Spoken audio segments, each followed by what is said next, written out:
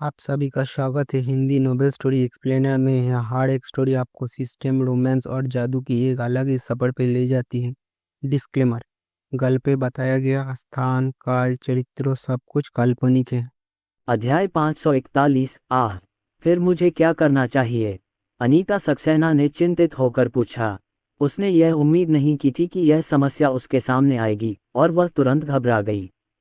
सुनील सक्सेना ने जल्दी से अपनी पत्नी को दिलासा दिया, उसके कंधे पर थपथपाया और कहा, याक्सिन, चिंता मत करो, हम अर्जुन सक्सेना को देखने के लिए नहीं देख रहे हैं। वह एक नज़र में समस्या को देख सकता है। इसे हल करने का एक तरीका होना चाहिए। अर्जुन सक्सेना ने कहा, माँ, चिंता मत करो, यह कोई बड़ी समस्या नहीं है। कई युवाओं को इसका सामना करना पड़ सकता है। आपकी उम्र में थोड़ी बहुत समस्या होना सामान्य बात है। क्या आपके मासिक धर्म सामान्य हैं? अनीता सक्सेना को अपने दामाद से इस बारे में बात करने में थोड़ी शर्मिंदगी महसूस हुई। वह मन ही मन खुद से कहती रही कि उनका दामाद अभी अपना इलाज खुद कर रहा है, इसलिए अच्छा होगा कि उसे डॉक्टर समझकर इलाज किया जाए। अनीता सक्सेना ने मनोवैज्ञानिक निर्माण का अच्छा काम किया है और फिर कहा, तारीख अभी भी सामान्य है, लेकिन रक्त की मात्रा थोड़ी कम है। अर्जुन सक्सेना ने सिर हिलाया और कहा, ठीक है, यह एंडोमेट्रियम की मोटाई होनी चाहिए। क्या इसका मतलब है कि मुझे कंडीशनिंग के लिए पारंपरिक भारतीय औषधि पीने की ज़रूरत है? क्या कंडीशनिंग खत्म होने के बाद भी गर्भवती होना संभव है? अनीता सक्सेना ने पूछा। ये सच है कि गर्भधारण संभव है। इस मोटाई पर निषेचित अंडे का प्रत्यारोपण मुश्किल होता है। अर्जुन सक्सेना ने कहा, लेकिन ये कंडीशनिंग बहुत सरल है। गर्भनिरोधकों का एक चक्र लें, 21 दिन, और चक्र के अंत तक प्रतीक्षा करें, लगभग समान ही। गर्भनिरोधक गोलियां। सुनील सक्सेना हैरान थे, क्या हम गर्भवती होने की कोशिश नहीं कर रहे हैं, फिर भी हमें गर्भनिरोधकों की ज़रूरत क्यों है? गर्भनिरोधक गोलियां मासिक धर्म चक्र को नियंत्रित करती हैं। अब जब आप और आपकी मां इस स्थिति में हैं, तो आपको पहले अपने शरीर को समायोजित करना होगा और फिर गर्भावस्था की तैयारी पर विचार करना होगा। अर्जुन सक्सेना ने बताया। अनीता सक्सेना को भी यह बात समझ नहीं आई। उन्होंने पूछा, अर्जुन सक्सेना, क्या हमें पारंपरिक भारतीय चिकित्सा पद्धति अपनाने की ज़रूरत नहीं है? इसके अलावा, क्या गर्भनिरोधक गोलियां लेना शरीर के लिए ज़्यादा हानिकारक नहीं है? क्या भविष्य में बच्चों के जन्म पर इसका ज़्यादा असर पड़ेगा? अर्जुन सक्सेना ने सिर हिलाया और धैर्यपूर्वक दोनों को समझाया। माँ, पारंपरिक भारतीय चिकित्सा पद्धति से भी कंडीशनिंग की जा सकती है, लेकिन पारंपरिक भारतीय चिकित्सा पद्धति का कंडीशनिंग चक्र आमतौर पर लंबा होता है। हम गर्भनिरोधक के पक्षधर हैं, इसलिए यह ज़रूरी नहीं है।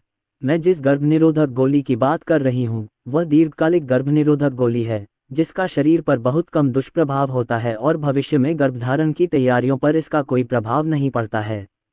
सुनील सक्सेना और अनीता सक्सेना को आखिरकार बात समझ आ गई। अर्जुन सक्सेना ने आगे कहा, पहले अपने शरीर का ख्याल रखें, 21 दिवसीय चक्र के अंत की प्रतीक्षा करें। ये संभवतः नए साल की पूर्व संध्या होगी। जब हम नए साल की बधाई देने आएंगे, तो मैं आपको मेरिडियन को जोड़ने के लिए एक सुई दूंगा। अगले महीने गर्भवती हो रही हूँ। अर्जुन सक्सेना की बात खत्म होने के बाद उन्होंने इस बारे में सोचा और कहा, यह जल्द ही होगा। वास्तव में, उन्होंने पहले ही विशिष्ट दिनों की गणना कर ली है, लेकिन यह मामला आखिरकार एक रहस्य है और बहुत अधिक विस्तार से कहना अच्छा नहीं है। इसलिए अर्जुन सक्सेना ने सटीक जानकारी तो नहीं दी, लेकिन वृद्ध दंपति को आश्वस्त करने के लिए उन्होंने फिर भी यह वाक्य जोड़ दिया। अध्ययन कक्ष से बाहर आने के बाद अनन्या शर्मा जल्दी से स्थिति के बारे में पूछने के लिए चुपके से आईं। अर्जुन सक्सेना, आपके माता पिता कैसे हैं? अर्जुन सक्सेना ने अपनी पत्नी की ओर देखा, अपनी भौहें उठाईं और कहा, अनन्या, क्या तुम जानती हो कि मेरे माता पिता मुझे क्यों ढूंढ रहे हैं? अनन्या शर्मा ने अपने गुलाबी होठों को भींचते हुए माफ़ी मांगते हुए कहा, माफ़ करना पतिदेव, मुझे ये बात बहुत पहले से पता थी। पिछली बार सान्या में मैंने और माँ ने इस बारे में बात की थी, पर माँ ने कहा था कि तुम्हें न बताऊं। पापा को और इज्जत चाहिए। माँ का मतलब है कि मैं पापा के आपसे व्यक्तिगत रूप से बात करने का इंतज़ार करना चाहता हूँ। कल खाने की मेज़ पर दादी ने माँ से दूसरे बच्चे के बारे में पूछा। माँ ने कहा कि रात को पापा से बात कर लेना। पापा आज सुबह सुबह फिर से मिलने आए थे, तो शायद यही हुआ होगा। मुझे माफ़ करना पति, मुझे ये बात आपसे नहीं छिपानी चाहिए थी। किसी गलत काम करने वाले बच्चे की तरह वह अपना सिर नीचे करके अर्जुन सक्सेना के सामने अपराधी भाव से खड़ी हो गई।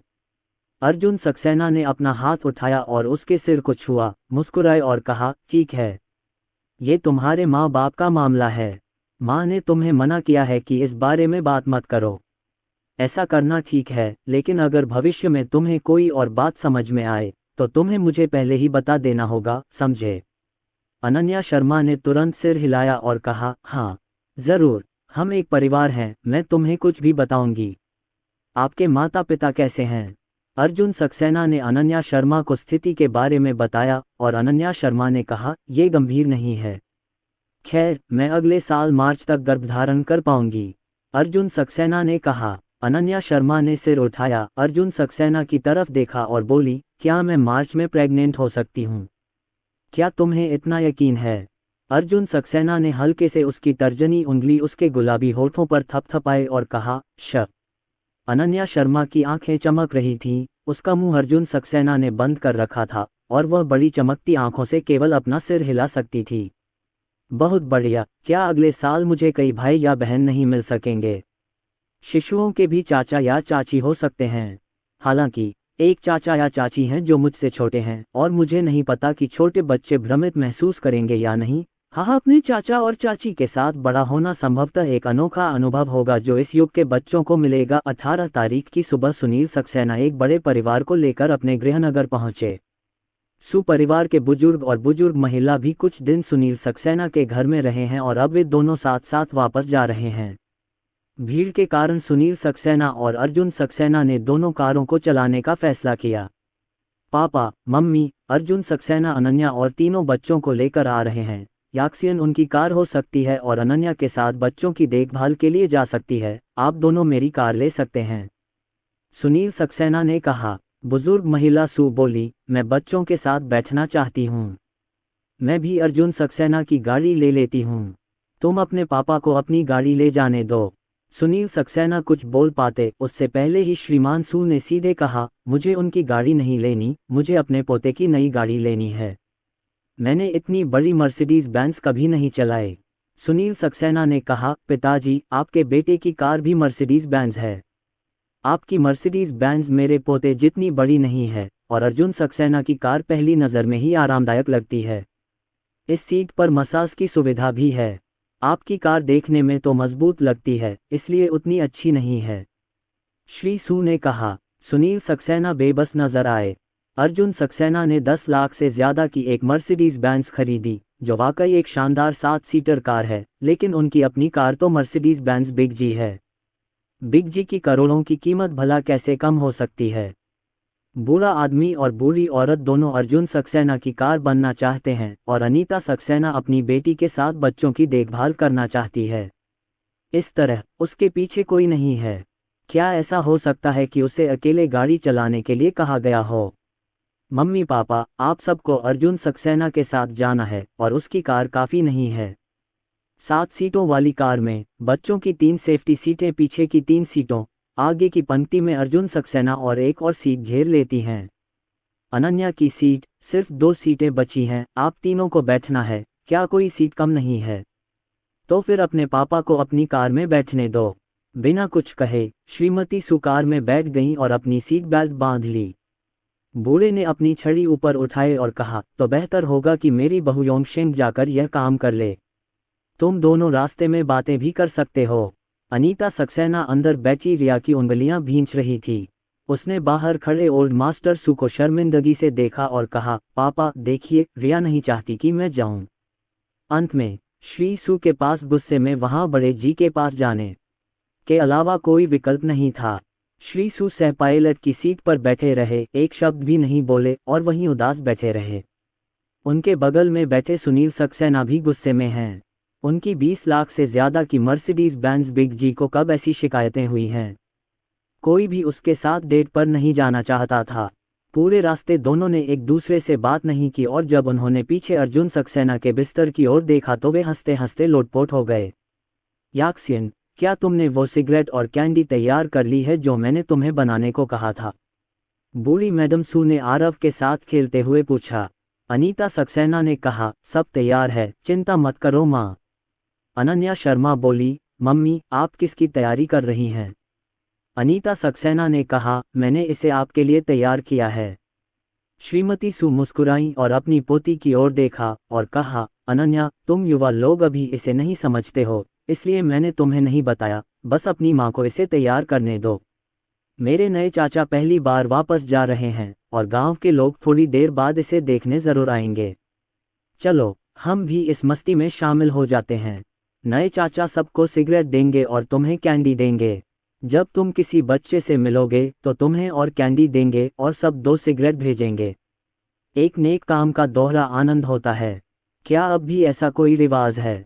अनन्या शर्मा मुस्कुराई, उन्हें सचमुच नहीं पता था। बूढ़ी महिला सू ने कहा, बेशक यह इतने सालों से वहाँ है, लेकिन आप अक्सर अपने गृहनगर वापस नहीं जाते हैं, इसलिए मुझे नहीं पता, लेकिन मुझे याद है कि आपको अनन्या को जानना चाहिए। तुम्हें याद नहीं, जब तुम जूनियर हाई स्कूल में दाखिल हुई थी, नए साल का 1 साल बीत गया था और तुम्हारी पड़ोस वाली मौसी फैंग फैंग अपने बॉयफ्रेंड को वापस ले आई थी। मैं तुम्हें उस समय वहां ले गया था और हम दोनों ढेर सारी मिठाइयाँ लाए थे। अनन्या शर्मा को जूनियर हाई स्कूल की बातें याद थीं, लेकिन ऐसी छोटी छोटी बातें उसे सचमुच याद नहीं रहती थीं। उसे अपनी दादी की बातें सुनने के बाद ही याद आईं। लगता तो यही है। मुझे याद है उस दिन गांव में पटाखे फोड़े गए थे। मैंने बस पटाखे फोड़े जाने की आवाज़ सुनी थी तो पूछा क्या हुआ। बुढ़िया ने मुस्कुराते हुए सिर हिलाया और कहा, अच्छा, फैंग फैंग का बॉयफ्रेंड पहली बार यहाँ आया है। उनके परिवार वाले उनका स्वागत करने के लिए पटाखे फोड़ेंगे। जब गांव वाले आवाज़ सुनेंगे तो वे स्वाभाविक रूप से यह मज़ा देखने के लिए वहां पहुंच जाएंगे। ये सुनकर अनन्या शर्मा ने पूछा, तो फिर हम वहां बाद में जाएंगे, कोई पटाखे चलाएगा क्या? अनीता सक्सेना ने कहा, परंपरा के अनुसार जब अर्जुन सक्सेना पहली बार अपने दादा दादी के घर लौटे थे तो उनके दादा दादी ने उनका स्वागत करने के लिए पटाखे जलाए थे, लेकिन आपके दादा दादी अब हमारे साथ हैं। बूढ़ी महिला सू ने कहा, पटाखे हैं। बूढ़ा आदमी और मैं जल्दी वापस नहीं आ सकते। मैंने पड़ोस में रहने वाले बूढ़े जू परिवार से कहा कि वे हमारे लिए पटाखे तैयार कर दें। जाने से पहले मैंने उनके लिए एक अतिरिक्त चाबी छोड़ दी थी। कल मैंने उनसे कहा था कि वे पटाखे अंदर ले जाएं। जब हम गाड़ी में वापस आएंगे तो वे पटाखे मंगवाने में मदद करेंगे। पटाखे बाद में फोड़ेंगे तो बच्चे डरेंगे नहीं। अर्जुन सक्सेना ने बीच में ही टोकते हुए कहा, हाँ, शहर में पटाखे और पटाखे जलाने की इजाज़त नहीं है। बच्चों को इससे पहले कभी नहीं गुजरा है, इसलिए बाद में उन्हें डर लग सकता है। अनन्या शर्मा ने बताया। ये सुनकर बुढ़िया ने तीनों प्यारे बच्चों की तरफ देखा और बोली, मैं क्या करूं? तुम अपने पिता को फ़ोन करके लाओ जू को क्यों नहीं बता देते कि इसे जाने मत दो और बच्चों के घर में आने का इंतज़ार करो। अगर आप बच्चों को डराएंगे तो यह अच्छी बात नहीं है, क्योंकि बच्चे पहली बार यहाँ आए हैं। वृद्ध महिला के मन में रीति रिवाज बेशक उनके प्यारे परपोते परपोतियों से ज़्यादा महत्वपूर्ण नहीं हैं। अनीता सक्सेना ने कहा, यही एकमात्र तरीका है। हालांकि यह नियमों के विरुद्ध है, लेकिन अगर बच्चे कार में पटाखों की आवाज़ के बीच से सीधे गुजरेंगे तो वे ज़रूर डर जाएंगे। अर्जुन सक्सेना ने कहा, माँ, फ़ोन करने में जल्दबाजी मत करो, पहले देख लो कि बच्चे डरे हुए हैं या नहीं। अनन्या, पटाखों की आवाज़ इंटरनेट पर खोजो और छोटे बच्चों को इसे सुनने दो। अनन्या शर्मा ने अपना फ़ोन निकाला और पटाखों की आवाज़ ढूंढने लगी, फिर फ़ोन का वॉल्यूम अधिकतम कर दिया और ऑडियो चलाया। कार में तुरंत ही पटाखों की आवाज़ गूंजने लगी। जब पिछली पंक्ति में बैठे 3 खेल रहे बच्चों ने हलचल सुनी तो उन्होंने सिर उठाया और उत्सुकता से सामने बैठी अनन्या शर्मा की ओर देखा। केशिन खिलौनों के साथ खेल रही थी जब उसने अचानक आवाज़ सुनी और वह सचमुच चौंक गई। उसका छोटा शरीर कांप उठा, लेकिन तीनों छोटे बच्चे रोए नहीं, बस उत्सुकता से आवाज़ के स्रोत को देखते रहे। अनन्या शर्मा ने कहा, शिशुओं की प्रतिक्रिया ठीक है, लेकिन भले ही मोबाइल फ़ोन को सबसे तेज आवाज़ में चालू किया जाए, ये दृश्य पर पटाखों की आवाज़ जितना अच्छा नहीं है, इसलिए इस प्रतिक्रिया का कोई मतलब नहीं होना चाहिए। अर्जुन सक्सेना ने कहा, मुझे पता है, इसलिए हम बच्चों को कुछ और बार सुन सकते हैं और उन्हें बता सकते हैं कि यह वह आवाज़ है जो उनका स्वागत करती है, ताकि हम बाद में प्रारंभिक चेतावनी दे सकें और छोटे बच्चे पहले से ही परिचित आवाज़ों से डरेंगे नहीं। अनन्या शर्मा और अनीता सक्सेना तुरंत हरकत में आईं। अनीता सक्सेना ने बच्चों के सामने फ़ोन रखा और बुजुर्ग महिला ने बच्चों से कहा, आरव, आन्या, रिया, ये आवाज़ बच्चों के स्वागत के लिए है। जब बच्चे बाद में जुजू के घर जाते हैं तो जुजू बच्चों के लिए पटाखे जलाता है और उन्हें जीवंत तरीके से घर में आमंत्रित करता है। ठीक है। रास्ते भर बातें करने के बाद जब वे गांव में दाखिल हुए तो छोटे बच्चों ने पटाखों की आवाज़ सुनी तो बड़े लोग चिंता से तीनों बच्चों की ओर देखने लगे। सू परिवार का बूढ़ा आदमी जो उसके सामने बड़े जी पर बैठा था, उसने आवाज़ सुनी। वह सांस लेने में मदद नहीं कर सका, भौहें चढ़ा दी और कहा, ओह बच्चे सभी सामने कार में हैं, पटाखों की आवाज़ इतनी तेज है, ये बच्चों को आश्चर्यचकित करना चाहिए। तुम इतनी धीमी गाड़ी क्यों चला रहे हो? अगर तुम अर्जुन सक्सेना के सामने से गाड़ी चलाओ तो कम से कम एक ब्लॉक तो रोक ही सकते हो। सुनील सक्सेना ऑनलाइन शिकायत कर रहे थे। उनकी ड्राइविंग स्किल्स काफ़ी अच्छी थीं। 10 साल से ज़्यादा कार चलाने के बाद उन्हें पुराना ड्राइवर माना जाता था, लेकिन अर्जुन सक्सेना की ड्राइविंग स्किल्स उससे भी बेहतर थीं। अगर वो अर्जुन सक्सेना से आगे नहीं निकल पाए तो क्या कर सकते हैं? क्योंकि उनके सामने पटाखे फोड़े जा रहे थे, इसलिए अर्जुन सक्सेना को कार रोकनी पड़ी और पटाखे फोड़े जाने के बाद भी वे यार्ड में ही रहे। कार में बैठे 3 छोटे बिंदु उन बड़ी आंखों का पीछा करते हुए उत्सुकता से बाहर देखने लगे। जब उन्होंने पहली बार पटाखों की आवाज़ सुनी तो वे तीनों बिंदु सचमुच चौंक गए। विशेष रूप से डरपोक के जिन, जो अपना मुंह खोलते ही लगभग रोने लगी थी। अनन्या शर्मा ने जल्दी से अपनी बेटी से कहा कि जिन, ये वह आवाज़ है जिसे मैं अभी सुन रही थी, पटाखे शिशुओं के स्वागत के लिए हैं। जब किशन ने अपनी माँ की बातें सुनी तो उसे एहसास हुआ कि यह आवाज़ बिल्कुल वैसी ही थी जैसी उसने अभी कार में सुनी थी। कुछ छोटे बच्चे अब डरते नहीं हैं और अभी भी उत्सुकता से खिड़की से बाहर देख रहे हैं। आरव बहुत हिम्मत वाला था। जब वो खिड़की के पास बैठा था और पटाखों की आवाज़ सुनी तो वो तुरंत पलटा और बाहर सब कुछ उत्सुकता से देखने लगा। जब पटाखों की आवाज़ बंद हो गई तो बाहर का धुआं धीरे धीरे छट गया और लोगों का एक समूह कार के चारों ओर इकट्ठा हो गया। सब लोग गाड़ी के पास खड़े थे। गांव से काफ़ी लोग आ रहे होंगे और वहां लंबी कतार लगी हुई थी। सभी ने जानबूझकर कार के सामने वाली सीट खाली कर दी और नए चाचा को आंगन में जाकर इस बारे में बात करनी पड़ी। अनन्या शर्मा ने देखा कि बाहर लोगों की संख्या बढ़ती जा रही है। उसने घबराहट में अर्जुन सक्सेना की आस्तीन पकड़ ली। अर्जुन सक्सेना शांत लग रहे हैं। उन्हें पता है कि देहात के लोग आमतौर पर उत्साही होते हैं, खासकर गांव के लोग। आमतौर पर सब एक दूसरे के पास पास रहते हैं। अगर आप ऊपर नहीं देखते तो अगर आपका अपने परिवार से कोई लेना देना नहीं है तो बस कुछ शब्द कह सकते हैं। क्या वे एक दूसरे के बहुत करीब हैं? ये शहर के समुदाय के निवासियों से बिल्कुल अलग है। कुछ साल उस समुदाय में रहने के बाद हो सकता है कि आपको अपने सामने वाले पड़ोसी का उपनाम भी न पता हो। गांव के लोग बहुत उत्साही हैं और जब उनके परिवार में कोई खुशी का कार्यक्रम होता है तो सभी लोग उसमें शामिल होना पसंद करते हैं। अगर किसी को कोई परेशानी होती है तो सभी लोग सक्रिय रूप से मदद करते हैं। अर्जुन सक्सेना का गृहनगर लखनऊ भी कुछ ऐसा ही है। गर्मी की छुट्टियों में आंटी जिया ने उनकी खूब मदद की। घर पर अक्सर माता पिता आंटी जिया का ध्यान रखते हैं, इसलिए अर्जुन सक्सेना तो इस तरह की स्थिति के आदी हो चुके हैं, लेकिन अनन्या शर्मा थोड़ी शर्मिंदा हैं। हाल के वर्षों में वह केवल नए साल के दौरान ही अपने गृहनगर वापस जाती हैं और एक लड़की होने के नाते जब नए साल के दौरान सभी मिलने आते हैं तो वह ज़्यादातर समय अपने गृहनगर वापस जाती हैं। बस नमस्ते कहें और कमरे में वापस चली जाएं। अब जब इतने सारे लोग उसे, अर्जुन सक्सेना और बच्चों को देखने आते हैं तो अनन्या शर्मा बहुत शर्मिंदा होती है। अर्जुन सक्सेना ने उसका छोटा सा हाथ दबाया और जब अनीता सक्सेना और वह बुढ़िया कार से बाहर निकली तो वह अपनी आवाज़ धीमी करके उसके पास आया और बोला, कोई बात नहीं अनन्या, मैं यहाँ हूँ। अनीता सक्सेना और वृद्ध महिला कार से बाहर निकली और आसपास के पड़ोसी तुरंत वहाँ एकत्र हो गए।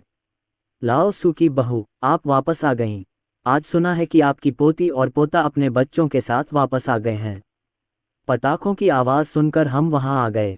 श्रीमती सू ने खुशी से सिर हिलाया और पीछे वाली कार में बैठा बूढ़ा आदमी भी बेंत लेकर उतर गया, भीड़ में खड़ा हो गया और बोला, भीड़ मत लगाओ सब लोग, बच्चा अभी भी कार में है, पहले बच्चे को नीचे उतारो।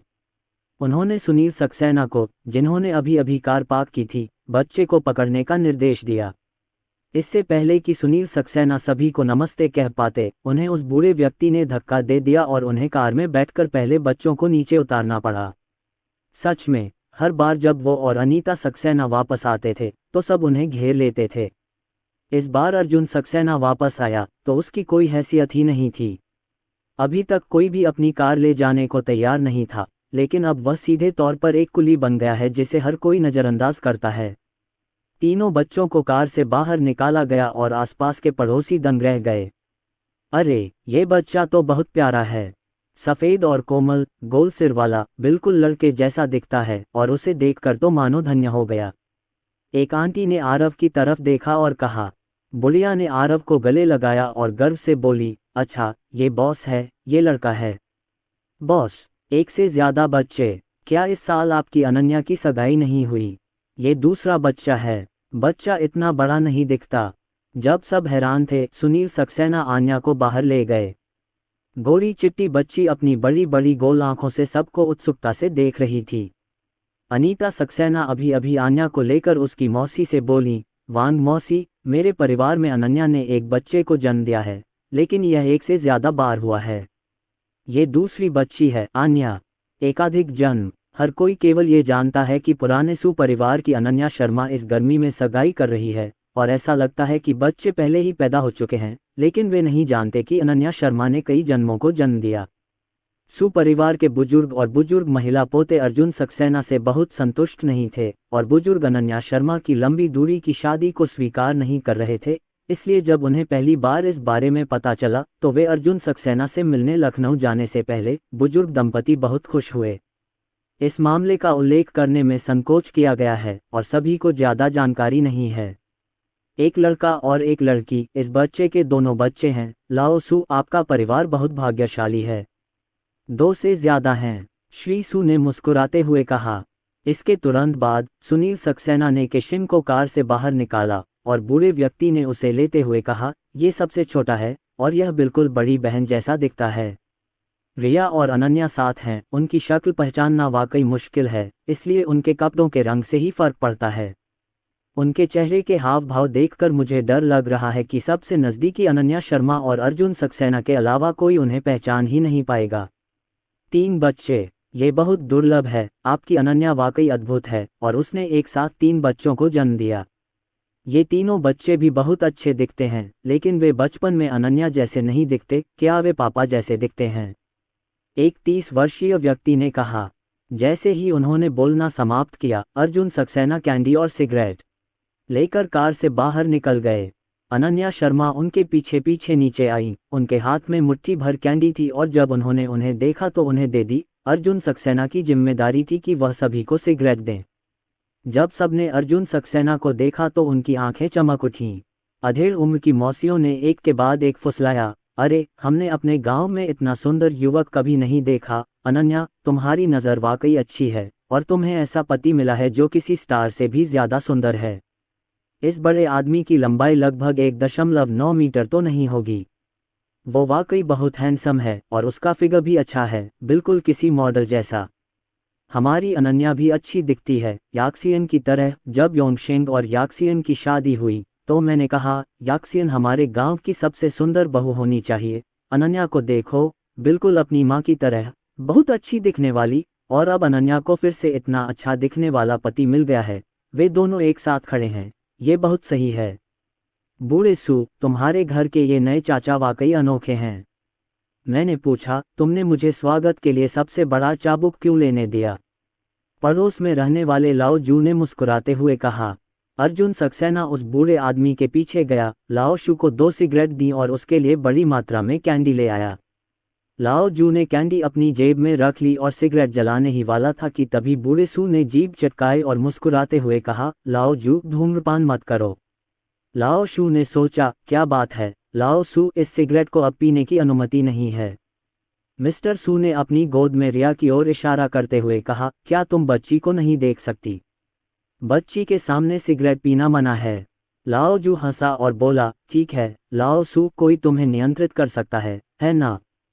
ठीक है, अब और धूम्रपान मत करो। तुम अपने परपोते के लिए धूम्रपान नहीं करते, मुझे यकीन है कि वह भी धूम्रपान नहीं कर सकता। सब लोग घर पर चलें, बाहर बहुत ठंड है। श्रीमती सू ने अभिवादन किया। हालांकि वे ग्रामीण इलाकों में हैं, अहमदाबाद का ग्रामीण इलाका आम ग्रामीण इलाकों से बहुत अलग है। इसकी योजना भी एकीकृत तरीके से बनाई गई है और प्रत्येक परिवार एक अलग बड़ा विला है जिसे उनके अपने घर द्वारा डिजाइन और निर्मित किया गया है। और अभी भी बड़े यार्ड हैं जहां तक नजर जाती है। तालाब और खेत से ज्यादा दूर नहीं है और चौड़ी सड़क पर एक साथ 4 या 5 कारें चल सकती हैं।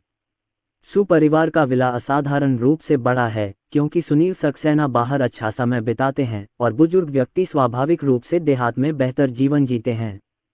3 मंजिला विला 400 वर्ग मीटर से अधिक क्षेत्र में फैला है और इसका बड़ा यार्ड 200 वर्ग मीटर का है।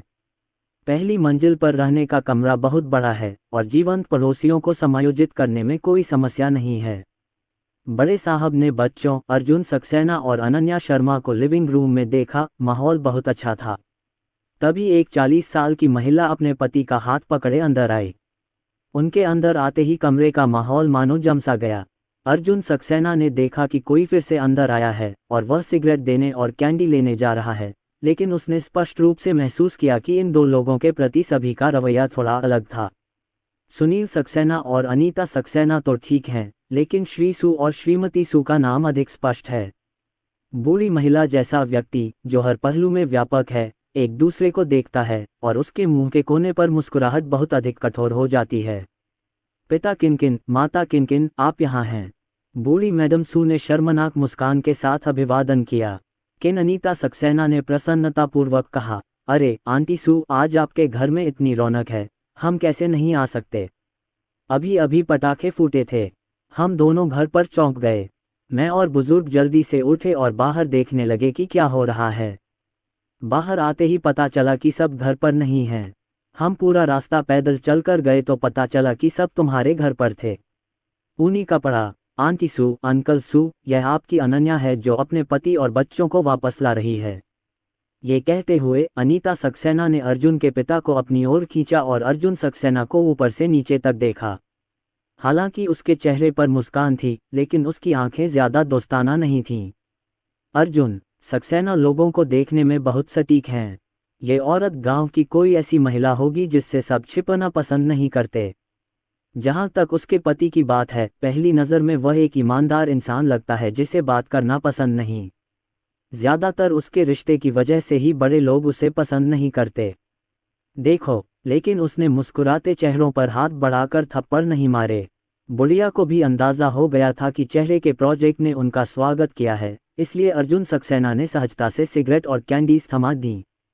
अनीता सक्सेना ने सिगरेट ली और कैंडी सीधे अपने पति की तरफ फेंक दी।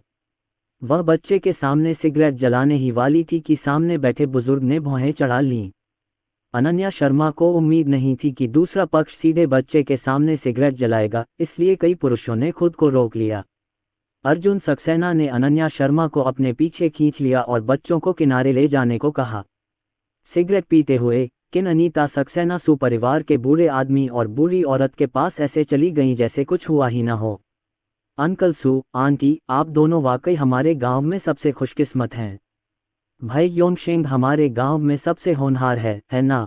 अब अनन्या भी अच्छा कर रही है और यूनिवर्सिटी ने आपको इतना खूबसूरत लड़का दिया है। मेरे पति वापस आए और उन्होंने 3 बच्चों को जन्म दिया।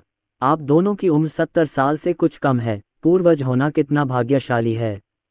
यदि कोई और ये आशीर्वाद कहता तो बूढ़ा आदमी सू और बूढ़ी औरत निश्चित रूप से खुश होते, लेकिन जब वे इसे माँ किनकिन के मुंह से कहते तो उन्हें हमेशा कुछ और महसूस होता। बुढ़िया के कुछ विनम्रता से कहने से पहले ही माँ किनकिन ने पूछा, अंकल सू, आंटी सू, क्या आपके पोते पोती विदेशी हैं? मैंने अभी अभी आंगन में कार देखी है, उसे झोंक हाय ले गया है। अहमदाबाद में कुछ अलिखित नियम हैं। हर कोई अपनी बेटी की शादी स्थानीय लड़के से ही करना पसंद करता है। चूंकि अहमदाबाद सबसे पहले विकसित होने वाला शहर है, इसलिए लगभग सभी घर विस्थापित हैं और हर घर की स्थिति अच्छी है, खासकर जिनके घर बेटियां हैं। वे आमतौर पर स्थानीय लोगों पर ही विचार करते हैं और हर कोई विस्थापित परिवार है। घर में कई घर हैं जिनकी क्षमता समान है। अपनी बेटी की शादी दूर कहीं करवाना कितनी शर्मनाक बात है। ऐसा नहीं है कि परिवार के पास पैसे नहीं हैं, बल्कि मुझे तो दूसरी जगह से आया एक आदमी बहुत पसंद आया था, इसलिए मैंने उसे दामाद बना लिया। इसलिए अहमदाबाद में बहुत कम लड़कियां हैं जो दूर जाकर शादी करती हैं। सु परिवार के दो बुजुर्ग जानते थे कि जब उनके पोते दामाद की शादी राजस्थान में हुई थी तो उन्होंने गांव वालों को विस्तार से नहीं बताया था। अब किन अनीता सक्सेना ने जोंग हाई के साथ एक कार देखी और बाहर तस्वीरें खींच रहे थे तो उन्होंने तुरंत किन किन का अंदाज़ा लगा लिया।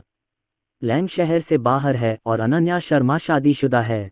श्रीमती सु के चेहरे की मुस्कान गायब हो गई। उन्होंने सिर हिलाया और कहा, हाँ, मेरी पोती और पोता अब मुंबई में पढ़ाई कर रहे हैं और व्यवसाय शुरू कर रहे हैं और कंपनी भी वहीं है। मुंबई जाकर कंपनी खोलो। भाई योंगशेंग, मुझे ये समझ नहीं आ रहा, आप अनन्या को मनाते क्यों नहीं? अहमदाबाद की बेटी में ताकत की कमी क्यों नहीं है? भाई योंगशेंग, आपने जिंदगी भर मेहनत की है और आपकी भाभी आपको अकेले ही अनन्या को जन्म देंगी, जो आपके हाथ की हथेली का इकलौता मोती है। आप जोंग हाई से शादी क्यों करना चाहते हैं? भाई योंगशेंग, क्या आप अहमदाबाद जिले में कोई बड़ी कंपनी नहीं खोलेंगे? आपके दामाद अभी कॉलेज में हैं और ग्रेजुएशन के बाद सीधे आपकी कंपनी में काम करना बहुत अच्छा रहेगा। अनन्या घर पर 3 बच्चों की देखभाल करेगी और आपके साथ रहेगी। साथ रहना बहुत अच्छा है। अनीता सक्सेना बात करते हुए हंस पड़ी। पंक्तियों के बीच का अर्थ अर्जुन सक्सेना को दामाद बनने देना था और इसका मतलब ये भी था कि अर्जुन सक्सेना ने अभी विश्वविद्यालय से स्नातक नहीं किया है, इसलिए उसके पास कोई योग्यता या क्षमता नहीं होनी चाहिए। अनन्या शर्मा लोगों को अर्जुन सक्सेना के बारे में ऐसा कहते हुए नहीं सुन सकी और तुरंत दुखी हो गईं, लेकिन इस बार, इससे पहले कि वह अपने पति की रक्षा के लिए अपने दबंग होने का इंतजार करती, बूढ़ी महिला सु ने सीधे कहा, कौन सा शक्तिशाली युवा बच्चा पूरे दिन घर पर रहता है? जब तक कोई होनहार बच्चा बाहर कड़ी मेहनत कर रहा है तब तक कुछ कहने की जरूरत नहीं है। सुनील सक्सेना ने यह भी कहा, मेरे दामाद ने कॉलेज में ही अपना व्यवसाय शुरू कर दिया था। उनके लिए मुंबई में अपनी कंपनी खोलना ठीक नहीं है। मेरी छोटी सी कंपनी का एक ही व्यवसाय है, इसलिए मैं सिर्फ रियल एस्टेट का काम करता हूं, लेकिन अच्छे समय के लिए। कुछ साल पहले देश की नीतिगत मदद भी खराब है। अब बच्चों को मेरे पीछे चलने दो, क्या करो? उनका रवैया इतना सख्त है कि किन अनीता सक्सेना को ज़रा भी शर्मिंदगी महसूस नहीं होती और वो खुद से कहती रहती हैं, मैं ये तुम्हारे लिए नहीं कर रही हूँ, ठीक है? तुम्हारे परिवार में सिर्फ एक ही बच्चा है, अनन्या, और उसे अपने घर में ही पालना बेहतर है। अनीता सक्सेना ने कहा, माँ किनकिन, सबके विचार अलग अलग होते हैं। मेरे परिवार में अनन्या और अर्जुन सक्सेना दोनों ही आदर्श और महत्वाकांक्षी बच्चे हैं। वे बचपन से ही बाहर जाना चाहते हैं और लाओ सु और मैं दोनों उनका समर्थन करते हैं। उस समय आपके परिवार के किन किन कॉलेज नहीं जाते थे और यह स्नातक होने के 2 या 3 साल बाद माना जाता है। जब आपके परिवार को दामाद मिल जाए तो बस आपके बताए गए मानक का पालन करें। हमारे दामाद लाओ सु और मैं जानते हैं कि क्या करना है। इसका मतलब यह है कि मेरे दामाद से तुम्हें कोई मतलब नहीं है। किन अनीता सक्सेना को इतनी डांट पड़ी कि वह अपना मुंह बंद नहीं कर सकी। वह बोलने ही वाली थी कि लियांग गुआंग अंदर आ गया। मास्टर किन, भाई सु, क्या आप यहाँ हैं? मैं अभी कंपनी से लौटा हूँ और मुझे पटाखे नहीं मिले। अपने बुजुर्ग पिता की बात सुनते ही मैं तुरंत वहां चला आया। मास्टर किन, अगर आप नावों और गाड़ियों से थक गए हैं तो कृपया आ जाए। क्या आपने इतनी मेहनत की है? रात में मैं मेज़बान रहूंगा। चलो, काउंटी टाउन में डिनर के लिए चलते हैं। भाई सु, आप और आपकी भाभी अंकल सु और आंटी को साथ ले जाएंगे। पिछले 2 सालों में लियांग गुआंगलाई गांव में एक बड़ी हस्ती बन गए हैं। उन्होंने खुद एक प्रॉपर्टी कंपनी खोली है। उन्होंने काउंटी के विभिन्न समुदायों की संपत्तियों को अपने कब्जे में ले लिया है। हर कोई कहता है कि उन्होंने पिछले कुछ सालों में खूब पैसा कमाया है और उनके मातहतों ने भी उनके साथ बहुत से लोगों को लाया है। इस तरह के दृश्य वाले लोग स्वाभाविक रूप से गांव में बहुत लोकप्रिय हैं और हर कोई उन्हें नाराज नहीं करना चाहता है। किन अनीता सक्सेना ने देखा कि लियांग गुआंगलाई अर्जुन सक्सेना के साथ इतना सम्मान से पेश आते हैं और उन्हें मास्टर किन कहकर बुलाते हैं। अर्जुन सक्सेना लगभग अनन्या शर्मा की ही उम्र का था और अभी कॉलेज में था, तो उसका इतना ऊंचा दर्जा कैसे हो सकता था? लियांग गुआंगलाई सु परिवार को रात के खाने पर आमंत्रित करना चाहते थे और जब किन अनीता सक्सेना बाहर आई तो पड़ोसियों ने मस्ती देखना बंद कर दिया और सु परिवार को अलविदा कहा और फिर अपने अपने घरों को वापस चले गए। बूढ़े सु परिवार का ये पोता कोई साधारण व्यक्ति नहीं लगता। बूढ़ा लियांग परिवार उसे सचमुच जानता है। भीड़ में से किसी ने कहा। एक अन्य व्यक्ति ने कहा, पहली नज़र में ये युवक कोई साधारण युवक नहीं लगता, इसके रूप रंग, इसके स्वभाव और यहाँ आने पर इसकी कीमत 10 लाख रुपए से भी ज़्यादा थी और यह मर्सिडीज बेंज चलाता था। मुंबई में व्यवसाय शुरू करने के लिए काफ़ी पूंजी की ज़रूरत होती है। खैर, मुंबई हमारे अहमदाबाद जैसा ही है। यहाँ मकान की कीमतें ऊंची हैं और संसाधन अच्छे हैं। आम लोगों के लिए मुंबई में जड़ें जमाना आसान नहीं है। क्या तुमने अभी सुना? लियांग परिवार का नाम मास्टर किन है, जो पुराने सू परिवार के पोते हैं। तुमने कहा था कि तुम इतनी कम उम्र में मास्टर नहीं बन सकते। तुम्हें कैसा इंसान होना चाहिए। किन के माता पिता भीड़ में टहल रहे थे। अनीता सक्सेना ने उस बड़े आदमी की बातें सुनी और बिना सोचे समझे बोली, क्या यह एक कॉलेज स्टूडेंट नहीं है जिसने अपना खुद का बिजनेस शुरू किया है? इसमें क्या कमाल है? लियांग बुआंगलाई को क्या हो गया? उसने तो उसे मास्टर तक कह दिया था। मैं सोचता हूँ कि यह ठगी के उस्ताद जैसा ही है। ये पुराना सू परिवार वाकई बहुत अच्छा है। सुनील सक्सेना ने इतने सालों में बाहर एक कंपनी खोली और खूब पैसा कमाया।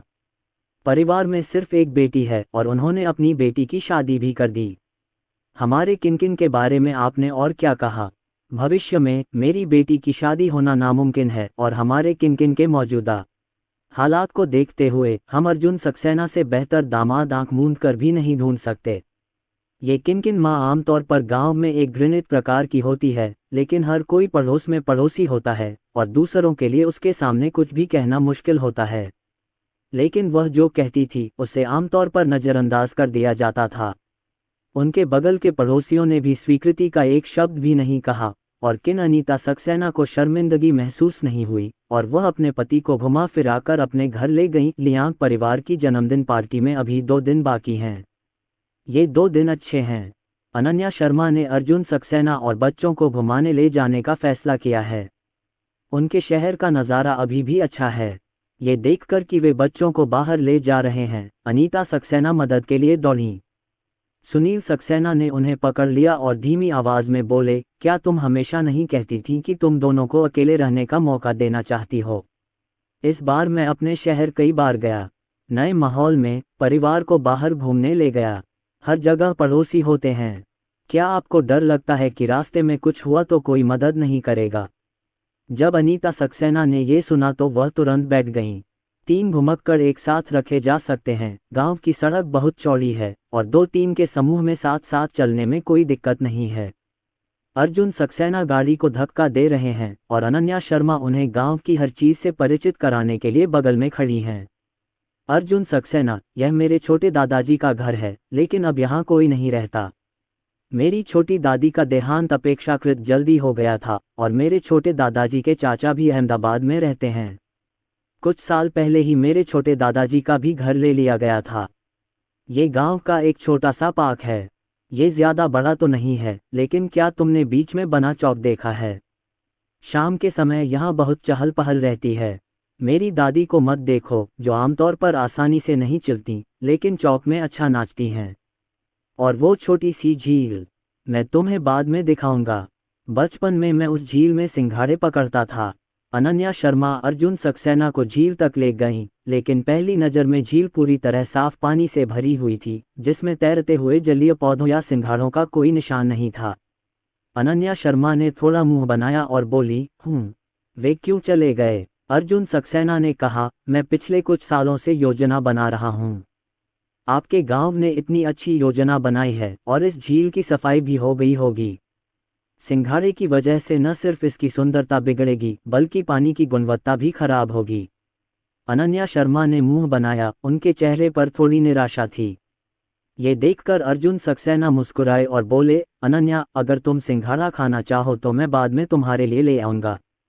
अनन्या शर्मा ने सिर हिलाते हुए कहा, नहीं, मुझे सिंघाड़े नहीं खाने हैं। मुझे बचपन में खाए गए सिंघाड़े बहुत याद आते हैं। बचपन में मैं कम खाना खाता था और हर मौसम में जब सिंघाड़े उगते हैं, मैं झील में सिंघाड़े खा सकता हूँ। यह एक बहुत अच्छी याद थी। जब मैं बड़ा हुआ तो मैंने सिंघाड़े देखे थे, लेकिन मैंने उन्हें कभी नहीं खरीदा क्योंकि मुझे पता था कि जो सिंघाड़े मैं खरीदूंगा उनका स्वाद वैसा नहीं होगा जैसा मैं जानता हूँ।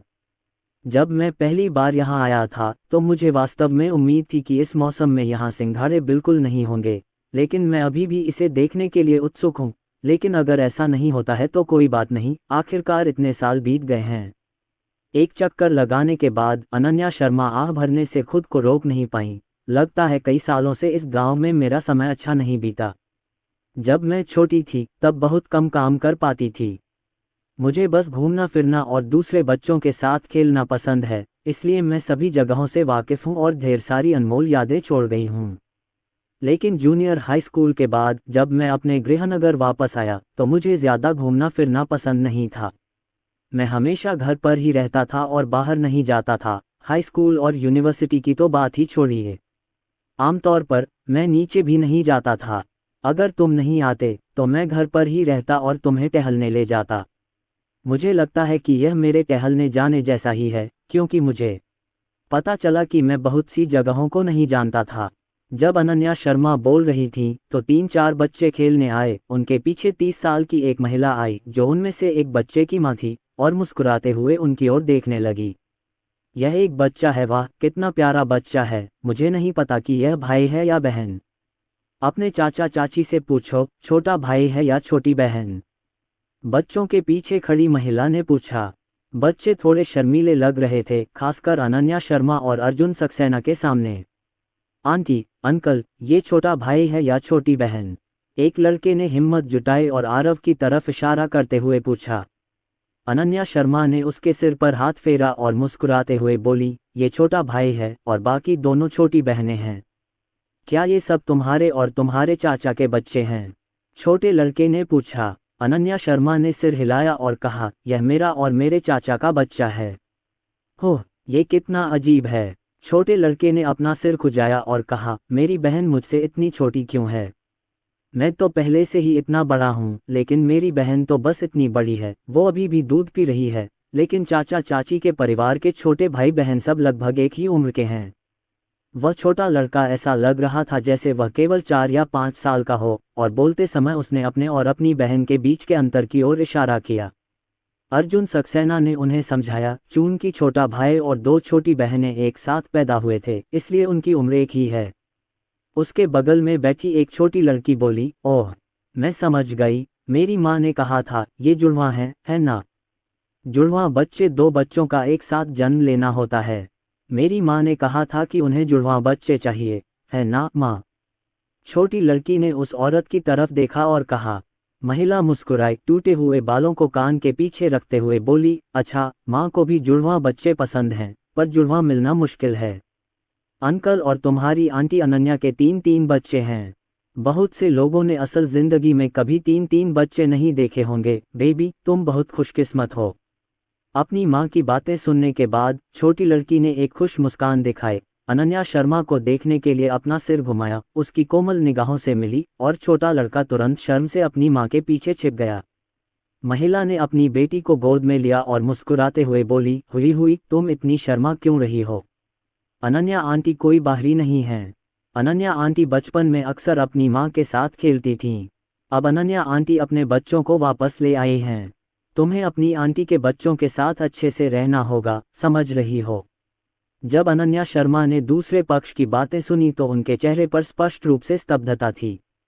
महिला ने उसकी ओर देखा और कहा, अनन्या, क्या तुम मुझे अब नहीं जानती? अनन्या शर्मा ने थोड़ी शर्मिंदगी से सिर हिलाया और मुस्कुराते हुए कहा, मुझे वास्तव में ये याद नहीं था। दूसरे पक्ष ने मुस्कुराते हुए कहा, हाँ, मुझे याद है जब तुम बच्चे थे और हमारे पीछे भागते थे, तब तुम सिर्फ 4-5 साल के थे। बाद में जब मैं स्कूल गया तो मुझे तुमसे मिलने के ज़्यादा मौके नहीं मिले। तुम भी बड़े हो गए हो और नए साल पर जब तुम अपने घर जाते हो तो कभी कभार दूर से ही एक झलक मिल जाती है। मैं झील के किनारे रहने वाले परिवार से हूँ, सु टिंग्यू। क्या आपके पास अभी भी कोई छाप है? बहन टिंग्यू। अनन्या शर्मा को तुरंत नाम याद आ गया। दूसरे पक्ष ने सिर हिलाया, अपना गाल छुआ और बोला, लगता है तुम अब भी मुझे याद करते हो पर पहचानते नहीं। मैं वाकई इतने सालों में बहुत बूढ़ा हो गया हूँ। अनन्या शर्मा ने जल्दी से सिर हिलाया और कहा, नहीं, ऐसा इसलिए था क्योंकि मैं उस समय बहुत छोटी थी और मुझे ज़्यादा कुछ याद नहीं रहता था। मेरी समझ से सिस्टर टिंग्यू अभी प्राथमिक विद्यालय में थी और जब आप जूनियर हाई स्कूल में जाएंगी तो मुझे ये याद नहीं रहेगा।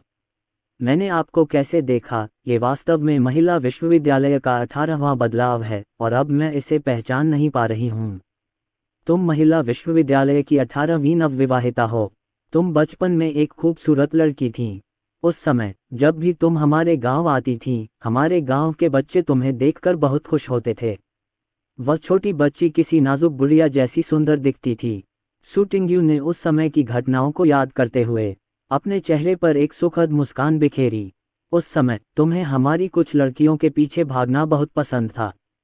दरअसल हम सब तुम्हें बहुत पसंद करते थे, लेकिन हमें शर्मिंदगी महसूस होती थी। तुम ये भी जानते हो कि देहात में हमारे बच्चे बहुत शर्मीले होते हैं और वे तुम्हें पसंद तो करते हैं, लेकिन तुम्हारे पास आने की हिम्मत नहीं करते। लेकिन जब भी तुम हमारे साथ खेलोगी, हम वापस जाकर बहुत खुश होंगे और कहेंगे कि तुम अच्छी लग रही हो और तुम्हारे बाल काले और चमकदार हैं, जबकि हमारे बाल सूखी घास जैसे हैं। ऐसा लगता है कि ये बातें कल ही घटित हुई हैं, लेकिन इतने वर्षों बाद मैं अपने 30वें दशक में हूँ। आपके पहले से ही बच्चे हैं, लेकिन एक चीज़ नहीं बदली है, आप अभी भी बहुत सुंदर हैं और आपको इतना सुंदर पति मिल गया है। ये सुनकर अनन्या शर्मा कर मुस्कुरा दी। बच्चे आरव, आन्या और रिया से घिरे हुए थे। ये नन्हे मुन्ने बहुत ही जिंदा दिल थे और भाई बहनों की अलग अलग भाषाओं का सकारात्मक जवाब दे रहे थे। उनकी गुस्सैल आवाज़ और प्यारा सा चेहरा आज भी बच्चों को खुशी से घेरे हुए है। सू टिंग्यू और बच्चों से अलग अनन्या शर्मा अच्छे मूड में दिख रही हैं। अर्जुन सक्सेना ने कहा, अपने बचपन के दोस्त से मिलकर बहुत खुश हैं। अनन्या शर्मा ने सिर हिलाया, अच्छा, खुश हूँ। हालांकि मुझे सिस्टर तिंग्यू के बारे में ज़्यादा याद नहीं है, लेकिन मुझे याद है कि जब मैं छोटी थी तो सिस्टर तिंग्यू और बाकी लोग मुझसे लगभग 10 साल बड़े थे, लेकिन उस समय गांव में मेरी उम्र के बच्चे नहीं थे, इसलिए मुझे उनके साथ खेलना अच्छा लगता था। लेकिन आपको ये भी पता होना चाहिए कि हमारे बीच उम्र का अंतर बहुत बड़ा है। एक साथ खेलना मुश्किल है। हर बार जब वे मुझे खेलने के लिए ले जाते हैं तो मुझे थोड़ा असहज महसूस होता है। मैंने हमेशा सोचा कि ऐसा इसलिए है क्योंकि वे मुझे पसंद नहीं करते, लेकिन मैंने अभी अभी सिस्टर टिंग्यू को ये कहते सुना है कि वे मुझे पसंद करते हैं। अर्जुन सक्सेना ने उसके सिर पर हाथ फेरते हुए कहा, तो अनन्या, देखो, गांव में बहुत कुछ बदल गया है, लेकिन अभी भी बहुत कुछ बाकी है। उदाहरण के लिए, आपकी स्मृति में सिंघाड़े का स्वाद और टिंग्यू की आपके बारे में धारणा। अनन्या शर्मा ने सिर हिलाया और कहा, अच्छा, यद्यपि मैं अपने गृहनगर में कई बार नहीं आया हूँ और मैं वहाँ लंबे समय से नहीं रहा हूँ, फिर भी मेरे अस्तित्व के वे निशान कभी नहीं मिटेंगे। आरव, आन्या और रिया भी ऐसे ही हैं। ये दोनों पहली बार यहाँ आए हैं और आगे भी शायद कम ही मौका मिले, लेकिन जिन बच्चों ने अभी इन्हें देखा है वो इन्हें ज़रूर याद रखेंगे। केशन और बाकी बच्चे जब बड़े होकर वापस आएंगे तो ज़रूर कुछ लोग होंगे जो इन्हें याद रखेंगे और इनके नाम से पुकारेंगे। ये पुराने गांव की विरासत है। आजकल बहुत से लोग शहरों में रहते हैं और शहरों में लोगों के लिए ऐसा एहसास पाना मुश्किल है। कुछ लोग विश्वविद्यालय से स्नातक होने के बाद बड़े शहरों में काम करने जाते हैं, लेकिन 10 साल काम करने के बाद उन्हें पता चलता है कि वे उस बड़े शहर में काम नहीं कर सकते। वहां रहने के बाद उन्होंने अपने गृहनगर वापस जाने का फैसला किया। जब वह कुछ वर्षों में उस बड़े शहर में घूमने जाते या उन जगहों को देखने के लिए किसी व्यावसायिक यात्रा पर जाते जहां वे कभी रुके थे, तो उन्हें पता चलता कि उनके जीवन के सारे निशान मिट चुके हैं। वह घर जो उसने पहले किराए पर लिया था, अब किसी और के पड़ोसियों को किराए पर दे दिया गया था। वह वहां 10 साल से रह रहा था, लेकिन लगता है उसने कुछ भी पीछे नहीं छोड़ा। लेकिन आपका गृहनगर अलग है। जब तक आप यहाँ आए हैं, कोई न कोई आपको हमेशा याद रखेगा, क्योंकि यहाँ हमेशा कुछ बुजुर्गों के हाथ होते हैं। अर्जुन सक्सेना और अनन्या शर्मा असली गांव का दौरा खत्म करके कैंटीन के दरवाजे के पास से गुजरे। अनन्या शर्मा ने रंग बिरंगी छोटी पवन चक्कियों को देखा और अचानक दौड़कर 3 पवन चक्कियां खरीद लीं और उन्हें बच्चों के स्ट्रॉलर में रख दिया। हवा चलने पर पवन चक्कियां बदल गईं।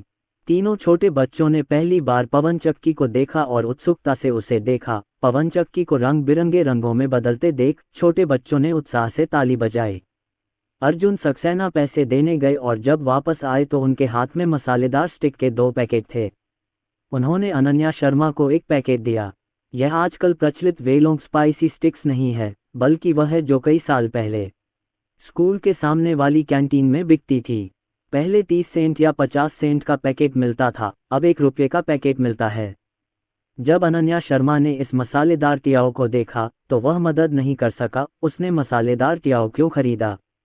अर्जुन सक्सेना ने कहा, शायद बचपन में आपने इस छोटी सी दुकान से ये हॉट स्टिक ज़रूर खरीदी होगी।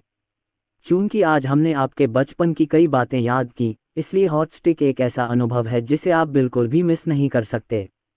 अनन्या शर्मा ने खुशी खुशी मसालेदार स्ट्रिप्स लीं, सोचा और बोली, नहीं, मैं इसे नहीं खा सकती। बच्चों को अभी भी खाना नहीं खाना है, इसलिए मुझे भी खाना नहीं खाना है। अर्जुन सक्सेना बोले, तो जरा चख तो लो, अब आ ही गए हो तो कोई पछतावा मत छोड़ना। ये सुनकर अनन्या शर्मा ने खुशी से सिर हिलाया। 21 जनवरी 12वें चंद्र मास की 19वीं तिथि भी है। आज लियांग गुआंगलाई के बूढ़े पिता का जन्मदिन भोज है और सुबह सुबह गांव में बहुत चहल पहल रहती है। गांव में हर परिवार एक बड़ा विला है, इसलिए इस तरह के भोज का आयोजन करने के लिए शहर के किसी बड़े होटल में जाने की आवश्यकता नहीं है। इसके अलावा जब आप अपने घर के आंगन में भोज का आयोजन करते हैं तो सभी लोग एक साथ मिलकर ऐसा करते हैं और परिचित माहौल में मेहमान अधिक खुले होते हैं। लियांग परिवार के जन्मदिन के भोज के लिए लियांग गुआंगलाई और उनके भाइयों ने शिली बक्सियांग से रसोइयों की एक बेहद मशहूर टीम को खास तौर पर बुलाया था। ये रसोइये ग्रामीण भोजों में विशेषज्ञता रखते हैं। इन्हें आमतौर पर शादियों और विवाह समारोहों में बुलाया जाता है। इस तरह का जन्मदिन भोज भी बढ़िया होता है। ये लोग बड़े बर्तन में चावल बनाने में माहिर हैं। हालांकि ये किसी 5 सितारा होटल के रसोइये नहीं हैं, फिर भी इस कला में माहिर हैं। इस तरह के बड़े बर्तन में चावल बनाने वाले भोज को देखकर अंदाज़ा लगाया जा सकता है कि ये रसोइये वाकई देहात में घूमने वाले रसोइयों की टीम के सामने कुछ भी नहीं हैं। लियांग गुआंगलाई आज व्यक्तिगत रूप से सुपरिवार और अर्जुन सक्सेना को आमंत्रित करने के लिए उनके पास गए और वे अर्जुन सक्सेना और अन्य लोगों को मुख्य मेज पर ले आए। आज मुख्य मेज पर बैठे लोग सभी उनके परिवार के सदस्य हैं। बुजुर्ग व्यक्ति जन्मदिन के सितारे की तरह मुख्य मेज पर बैठे हैं और उनके बगल में वे रिश्तेदार बैठे हैं। मुख्य मेज पर बैठा एकमात्र बाहरी व्यक्ति इस गांव का निवासी है। वह लंबा, बहुत सम्मानित व्यक्ति है और उसकी उम्र 90 से ज्यादा है। लेकिन लियांग गुआंगलाई ने सुपरिवार और अर्जुन सक्सेना को मुख्य मेज पर बैठने दिया, जिससे आसपास के पड़ोसी थोड़ा हैरान हो गए। मुख्य मेज पर बैठे बाकी लोगों ने कुछ नहीं कहा। आज के जन्मदिन के सितारे लियांग परिवार के बुजुर्ग ने भी हमेशा की तरह सुपरिवार के बुजुर्ग को बधाई दी। ऐसा लगता है कि लियांग गुआंगलाई ने बुजुर्ग को पहले ही यह बात समझा दी थी। पुराने सुपरिवार के पोते को अभी भी मुख्य मेज पर क्यों आमंत्रित किया जाता है?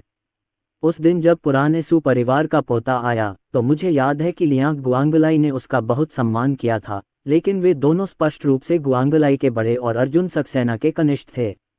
कौन जाने, सुना है कि इस बार लियांग परिवार के बुजुर्ग का जन्मदिन का भोज असल में गुआंगलाई ने ही रखा था और उसका खर्च भी उसी ने उठाया था और लक्षण बहुत गंभीर थे। क्या तुमने नहीं देखा कि बाहर ही एक मल्टीमीडिया गाड़ी आ गई थी? सारे कैमरे चालू हैं और हम सब आज टीवी पर आने वाले हैं। सुना है गुआंगलाई ने उस बुजुर्ग के लिए एक बहुत ही महंगा तोहफा तैयार किया है। लगता है उसकी कीमत 2 करोड़ रुपए है। गुआंगलाई ने पिछले कुछ सालों में वाकई बहुत पैसा कमाया है। लियांग परिवार का बुजुर्ग अपना जन्मदिन मना रहा है। करोड़ों के तोहफे और जन्मदिन की पार्टी कितनी शानदार थी। 20 करोड़ का तोहफा। कोई आश्चर्य नहीं कि आपको मीडिया को बुलाकर गवाही देनी पड़ रही है। इतना पैसा खर्च करने के बाद आपने अच्छी चीज़ें ज़रूर खरीदी होंगी। आज हम भी अपनी आंखें खोल सकते हैं। लेकिन मुझे समझ नहीं आ रहा है, पुराने सुपरिवार और पुराने लियांग परिवार के रिश्ते भी सामान्य हैं। आज सुपरिवार मुख्य मेज पर क्यों बैठा है? कौन जानता है कि गुआंगलाई का विचार क्या है? आइए हम अभी बैठें और प्रतीक्षा करें, बाद में पता चलेगा कि क्या हो रहा है। हाँ, इस मामले की तुलना में मुझे लगता है कि मैं ज़्यादा उत्सुक हूँ कि वो 2 करोड़ का तोहफा क्या है और उसकी कीमत क्या है। 2 करोड़ से अहमदाबाद में बहुत सारे घर खरीदे जा सकते हैं। यह अच्छी बात होगी, अन्यथा मीडिया को वहां आकर तस्वीरें लेने की अनुमति नहीं दी जाएगी। दोनों परिवारों के बुजुर्ग व्यक्ति ने बड़े आदमी की चर्चा सुनी। उसका चेहरा चमक रहा था और वह अपने बेटे द्वारा दिए गए उपहार की प्रतीक्षा कर रहा था। ये जन्मदिन का उपहार मेरे बेटे ने उसे बहुत समय पहले बताया था, लेकिन उसने उसे यह नहीं बताया कि यह क्या है। जितना ज़्यादा वो ऐसा होता है, उतना ही ज़्यादा उसे इसका इंतज़ार रहता है। ये 2 करोड़ रुपए का तोहफा है और पूरा गांव इसे सबसे पहले बांटने वाला है। श्री सु को स्वाभाविक रूप से इस बात का पता था और ये 2 करोड़ चीज़ें उनकी पोती ने बनाई थीं। ये सोचकर श्री सु को अपने दिल में गर्व महसूस हुआ। आसपास के लोग 20 मिलियन उपहारों के बारे में चर्चा कर रहे थे तभी उनके बगल में बैठे श्री सू और श्री लियांग ने भी अचानक वही काम किया। श्रीमान सू ने कहा, भाई लियांग, आप सचमुच बहुत भाग्यशाली हैं। देखिए आपका परिवार कितना दयालु है। ये जन्मदिन का भोज कितना शानदार था। हमारे गांव में बहुत समय से इतनी चहल पहल नहीं रही, और आपके परिवार की गुआंगलाई को बेचते ही 2 करोड़ रुपए का तोहफा मिल जाएगा। सब कितने उत्साहित हैं। अब सबसे ज्यादा तो यही देखना है कि आपका जन्मदिन का तोहफा क्या है। लियांग परिवार के बुजुर्ग व्यक्ति के लिए यह अब सबसे खुशी की बात है। सू परिवार के बूढ़े व्यक्ति ने कहा कि उनका बेटा बहुत होनहार है। उन्होंने उसके लिए 20 लाख रुपए का जन्मदिन का उपहार खरीदा और इतनी बड़ी जन्मदिन की पार्टी भी दी। ये सुनते ही लियांग परिवार के बूढ़े व्यक्ति की सांस अटक गई। कोई बात नहीं, गुआंगलाई का ये लड़का वाकई बहुत अच्छा है। हमारे गांव में तुम्हारा योंगशेंग परिवार सबसे होनहार था। उसने जल्दी ही अपना खुद का व्यवसाय शुरू कर दिया और अहमदाबाद में एक बड़ी रियल एस्टेट कंपनी स्थापित कर ली। क्या तुम भी हो? मुझे नहीं पता कि गांव में सबसे ज्यादा ईर्ष्या किससे होती है। वो तुम्हारा भाई सू है। पहले मैं तुमसे बहुत ईर्ष्या करता था, लेकिन अब मेरा परिवार बहुत होनहार है और मेरे प्रति बहुत ही दयालु है। मैं अभी अपना जन्मदिन मना रहा हूँ। उसे मेरे लिए एक खास कार्यक्रम करना है और उसे मेरे लिए एक महंगा कार्यक्रम तैयार करना है। 2 करोड़ का तोहफा। भाई सू, तुम कहते हो इन बच्चों को पैसों की परवाह क्यों नहीं है? 2 करोड़ से क्या होगा? जब हमने तोड़फोड़ और पुनर्वास के लिए मुआवजा दिया था तब हमारे पास इतने पैसे नहीं थे। ये सुनकर सू परिवार के बूढ़े व्यक्ति के चेहरे पर मुस्कुराहट के साथ थोड़ी शर्मिंदगी महसूस हुई। वह दूसरे पक्ष के प्रति विनम्र था और उसने कुछ शब्दों के लिए लियांग गुआंग की प्रशंसा की, लेकिन उसने यह उम्मीद नहीं की थी कि दूसरा पक्ष वास्तव में इसे गंभीरता से लेगा और उसके सामने दिखावा करेगा। सू परिवार के बुजुर्ग इस बात से खुश नहीं हैं।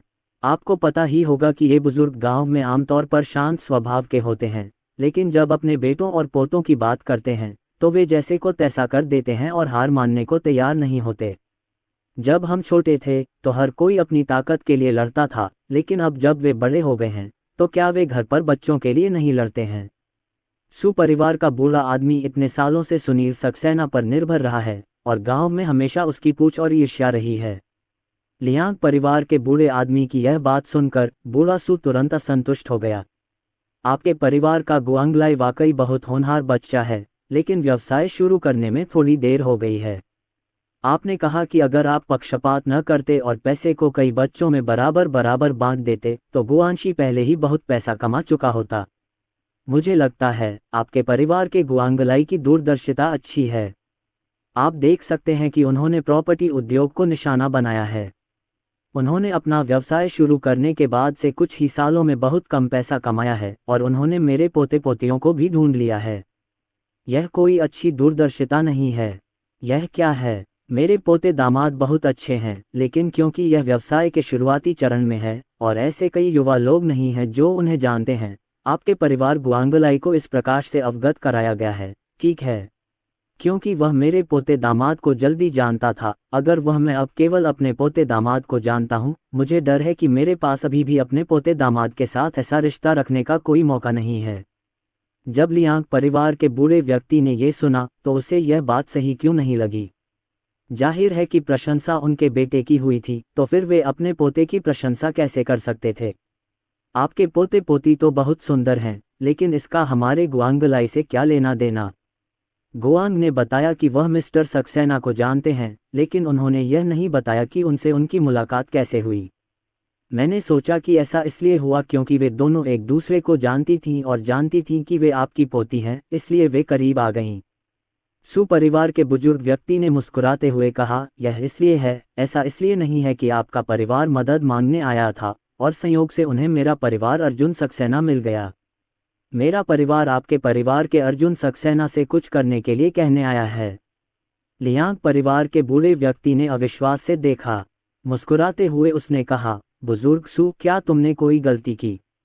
ये तुम्हारा दामाद है या कोई कॉलेज स्टूडेंट?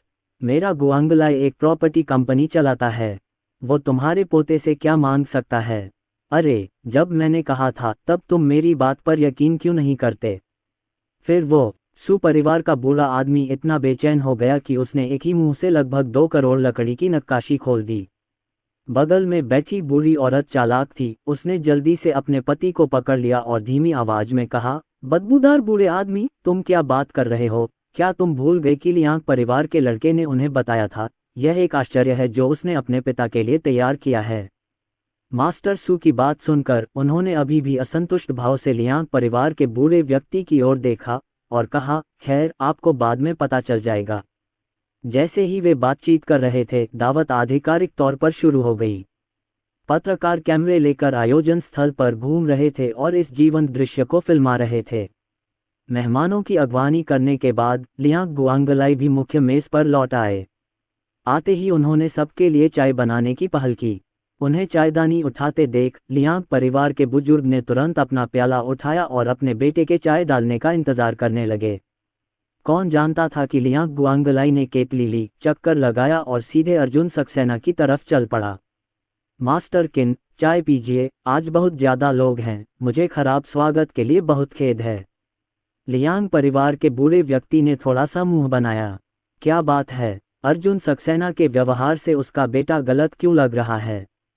क्या ऐसा हो सकता है कि सू परिवार के उस बुजुर्ग ने जो कहा था वह सच हो, अर्जुन सक्सेना में कोई हुनर हो? इससे पहले कि लियांग परिवार के बुजुर्ग व्यक्ति को अपने बेटे से पूछने का मौका मिलता, जन्मदिन की पार्टी शुरू हो चुकी थी। शुरुआती शराब खत्म होने के बाद लियांग परिवार के बच्चों ने अपने द्वारा तैयार किए गए जन्मदिन के उपहार निकाले। लियांग गुआंगलाई ने एक बहुत बड़ा बक्सा तैयार किया जो लाल कपड़े से ढका हुआ था, पारदर्शी कांच का आवरण था और बाहर की तरफ रिबन बंधे हुए थे। ये रहस्य से भरा हुआ लगता है। यह उपहार वह था जिसका वहां उपस्थित सभी लोग तथा वह बूढ़ा व्यक्ति सबसे अधिक इंतजार कर रहे थे। अन्य लोगों के उपहार जल्दी से पारित हो गए और लियांग परिवार के बूढ़े व्यक्ति ने इसे खुशी से स्वीकार कर लिया और अंत में लियांग गुआंगलाई के उपहार के सामने रुक गए।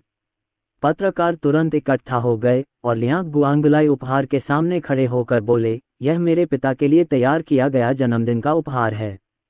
यह एक बहुत ही खास उपहार है, इसलिए मैंने मीडिया के दोस्तों को इसे देखने के लिए आमंत्रित किया है। पिताजी, अब आप उपहार खोल सकते हैं। लियांग परिवार का बूढ़ा व्यक्ति चेहरे पर एक उम्मीद भरी और गर्व भरी मुस्कान लिए आगे बढ़ा। इतने सारे शॉट्स और क्लोजअप देखकर बूढ़े व्यक्ति को लगा कि दृश्य अनंत हैं, लेकिन वह अपने बेटे के जन्मदिन के उपहार को लेकर ज्यादा उत्सुक था। लियांग गुआंग को ये 20 मिलियन का जन्मदिन का उपहार लेने आए 1 महीने से ज्यादा हो गया था। बूढ़ा आदमी बहुत उत्सुक था और बार बार कह रहा था कि वह इसे देखना चाहेगा। लियांग गुआंग ने उपहार नहीं दिया और फिर सीधे शहर में अपने घर ले गया। ये बहुत रहस्यमय है, लेकिन ये लोगों को इसके प्रति उत्सुक बनाता है। बूढ़े ने बाहर का बक्सा खोला, लाल कपड़ा खोला और अंदर अभी भी एक पारदर्शी कांच का बक्सा था। लाल कपड़ा हटाने के बाद कांच के बक्से में लगी लकड़ी की नक्काशीदार मेज की जाली सबके सामने प्रदर्शित हुई। लियांग परिवार के एक बूढ़े व्यक्ति ने जब बक्से में लकड़ी की नक्काशी देखी तो वह दंग रह गया। जब उसने स्क्रीन पर पैटर्न देखा तो वह तुरंत मोहित हो गया। लियांग परिवार का बूढ़ा आदमी नीचे झुका और कांच के बक्से के अंदर की नक्काशी को ध्यान से देखने लगा। कैमरा भी क्लोज अप लेने के लिए आया और आसपास के मेहमान गर्दनें ऊपर करके देखने लगे कि क्या हुआ। सिर्फ सू परिवार के लोग अपनी सीटों पर बैठे रहे और हिले तक नहीं। इस स्क्रीन को अर्जुन सक्सेना ने बनाया है और परिवार के सभी वयस्कों ने तैयार उत्पाद की तस्वीरें देखी हैं। यह गुआंगलाई, यह उत्कीर्ण 3 नायक लू बू से लड़ रहे हैं। लियांग परिवार के बूढ़े व्यक्ति ने उत्साह से पूछा। लियांग गुआंगलाई ने सिर हिलाया और कहा, मास्टर, आपका पसंदीदा नाटक 3 हीरोज और लू बू है। इस बार जब मैंने मास्टर से जन्मदिन का उपहार तैयार करने में मदद करने के लिए कहा तो मास्टर ने आपके शौक के बारे में पूछा। मैंने ये कहा और मास्टर ने इसे इस तरह की स्क्रीन डिज़ाइन किया। ठीक है, ये बहुत सुंदर है। ये नक्काशी बहुत ही नाजुक है। मुझे नहीं पता कि यह किस कुशल नक्काशीकार का काम है। बूढ़ा आदमी बहुत खुश हुआ और उसने जानबूझकर अपना पद छोड़ दिया ताकि मीडिया से तस्वीरें और साफ साफ लेने को कहा जा सके। जब समय आएगा तो वह टीवी पर आएगा और उसकी छवि और भी ज्यादा उभरेगी। उन्होंने विशेष रूप से लियांग गुआंग से मास्टर नक्काशीकार का नाम भी पूछा और बाद में उन्होंने 20 मिलियन रुपये का मामला उठाया और तब सभी को पता चल गया कि उन्हें ऐसा उपहार मिला है। यदि वह भविष्य में इसे संग्रह के लिए घर पर रखेगा तो पूरे गांव के लिए ईर्ष्या का विषय बन जाएगा। लियांग गुआंगलाई ने अपने पिता की बातें सुनी, पीछे मुड़कर अर्जुन सक्सेना की ओर देखा और कहा, वास्तव में यह मास्टर नक्काशीकार भी आज हमारे यहाँ है। मीडिया ने तुरंत लियांग गुआंगलाई पर ध्यान केंद्रित किया। लियांग गुआंगलाई कुछ देर रुके और पर्याप्त नौटंकी करने के बाद उन्होंने कहा, लूबू से लड़ते 3 नायक, नए मास्टर मूर्तिकार अर्जुन सक्सेना की पहली बड़े पैमाने की मूर्तिकला कृति है और आज आपको आमंत्रित करते हुए मुझे गर्व हो रहा है। जब हम अपने मास्टर किन के पास पहुंचेंगे तो मास्टर किन सभी का अभिवादन करेंगे। लियांग गुआंग ने वहां अर्जुन सक्सेना की ओर देखा और मीडिया ने तुरंत कैमरे का पीछा किया। मीडिया के आने से पहले उन्हें सच्चाई नहीं पता थी। उन्हें बस इतना पता था कि जन्मदिन पर 2 करोड़ रुपये का तोहफा मिलने वाला है। एक छोटे से स्थानीय मीडिया होने के नाते वे इस खबर को दिखाना चाहते थे। परिणामस्वरूप मुझे उम्मीद नहीं थी कि ये दृश्य इतना रोमांचक होगा। यह अर्जुन सक्सेना है, एक नए लकड़ी के नक्काशी मास्टर। ये वही युवा मास्टर था जो कुछ समय पहले सीसीटीवी की शाम की खबरों में आया था। इस मास्टर ने एक सैनकिंझाई खोला है और स्टोर में अब सब कुछ बिक चुका है। बहुत से लोग मास्टर किन के काम देखना चाहते हैं, लेकिन अब इंटरनेट पर केवल छोटी छोटी लकड़ी की नक्काशी वाली कलाकृतियां ही हैं और अर्जुन सक्सेना को देखने का कोई तरीका नहीं है। विशिष्ट स्तर, अब इतनी बड़ी स्क्रीन, उस पर की गई नक्काशी इतनी बारीक और सूक्ष्म है। यह अर्जुन सक्सेना का पहला बड़े पैमाने पर नक्काशी का काम है। उनके लिए समाचार कवर करना एक बड़ी उपलब्धि है। मीडिया तुरंत अर्जुन सक्सेना की ओर बढ़ गया। मास्टर किन, क्या आप मास्टर अर्जुन सक्सेना हैं, सैनकिंझाई के मालिक? अर्जुन सक्सेना ने सिर हिलाया और कहा, सभी को नमस्कार, मैं सैनकिंझाई का बॉस अर्जुन सक्सेना हूँ। अर्जुन सक्सेना, सैनकिंझाई का बॉस। सुपरिवार का पोता दामाद ही असल में सैनकिंझाई का बॉस है। हे भगवान, ये कैसी विस्फोटक खबर है। ये कहते ही मुझे याद आ गया, पिछली बार शाम की खबरों में अर्जुन सक्सेना देखा था। कल जब देखा तो जाना पहचाना लगा। पता चला कि ये तो सैनकिंझाई वाला अर्जुन सक्सेना ही था। कोई आश्चर्य नहीं कि लियांग गुआंगलाई सुपरिवार को मुख्य मेज पर बिठाना चाहता है। ये अर्जुन सक्सेना है। मुझे उम्मीद नहीं थी कि हमारे गांव में इतना प्रभावशाली व्यक्ति होगा। बूढ़े कियान का परिवार अर्जुन सक्सेना हमारे गांव से नहीं है। हमारे गांव का दामाद भी तो हमारे गांव का ही सदस्य है, वरना वो उनके साथ खाना कैसे खा सकता था? बड़े साहब ने कहा, सच तो यही है। हाँ, मुझे उम्मीद नहीं थी कि एक दिन हम इतने उस्ताद स्तर के व्यक्ति के साथ खाना खा पाएंगे। आज हम थोड़ा ज्यादा खा पाएंगे। भविष्य में शायद पुराना सुपरिवार और हमारा गांव मशहूर हो जाए। लियांग परिवार का बूढ़ा आदमी वहां अर्जुन सक्सेना को घूर रहा था। बेशक वह भी ताज़ा खबरें देख रहा था। उसे पता था कि सैनकिंझाई का बॉस सीसीटीवी की शाम की खबरों में था और वह बहुत छोटा था। अप्रत्याशित रूप से सैनकिंझाई के अर्जुन सक्सेना पुराने सुपरिवार के पोते अर्जुन सक्सेना हैं। तो बूढ़े सू ने जो अभी कहा वह सच ही था। अपने बेटे की आंखों की रोशनी अच्छी होने की वजह से ही वह अर्जुन सक्सेना की पहली कृति खरीद पाया। मैंने सुना है कि सैनकिंझाई गाओडिंग की टीम अगले साल के लिए पहले ही तैयार हो चुकी है। बेटे के बेटे ने 20 मिलियन की कीमत में इतनी बड़ी स्क्रीन खरीदी है और नक्काशी इतनी बढ़िया है, यह असली मुनाफा है।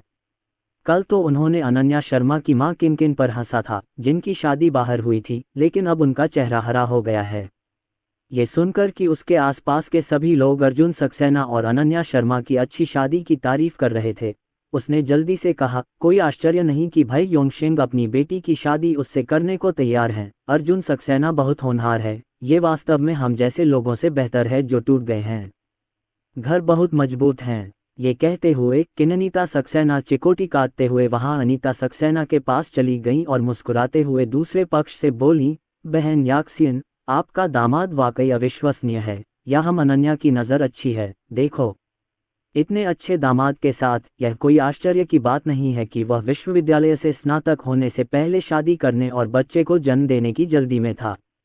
ऐसे अच्छे आदमी को मजबूती से नहीं पकड़ना चाहिए। मेरी बूढ़ी भाभी, आपका दामाद बहुत ताकतवर है, उसके कई ताकतवर दोस्त जरूर होंगे। मुझे आश्चर्य है कि क्या आपके दामाद जैसे और भी युवा प्रतिभाशाली लोग हैं। मैं आपको हमारे परिवार के किन से मिलवाता हूँ। हमारे परिवार के किन दिखने में अच्छा है और उसकी अच्छी नौकरी है, और आप हमारे परिवार की परिस्थितियों से वाकिफ हैं। ऐसे बेहतरीन पति का मिलना वाकई काबिले तारीफ है।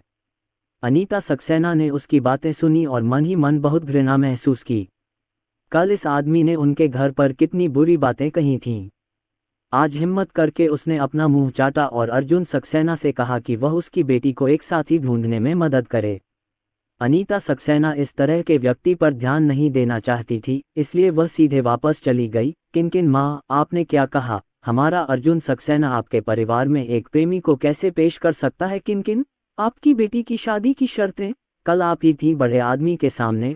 उन्होंने हमारे घर में स्पष्ट रूप से कहा, आप एक ऑनसाइट दामाद की तलाश कर रहे हैं, लेकिन मेरे अर्जुन सक्सेना के सभी दोस्त मुंबई में विकसित हुए हैं, इसलिए यह उपयुक्त नहीं है।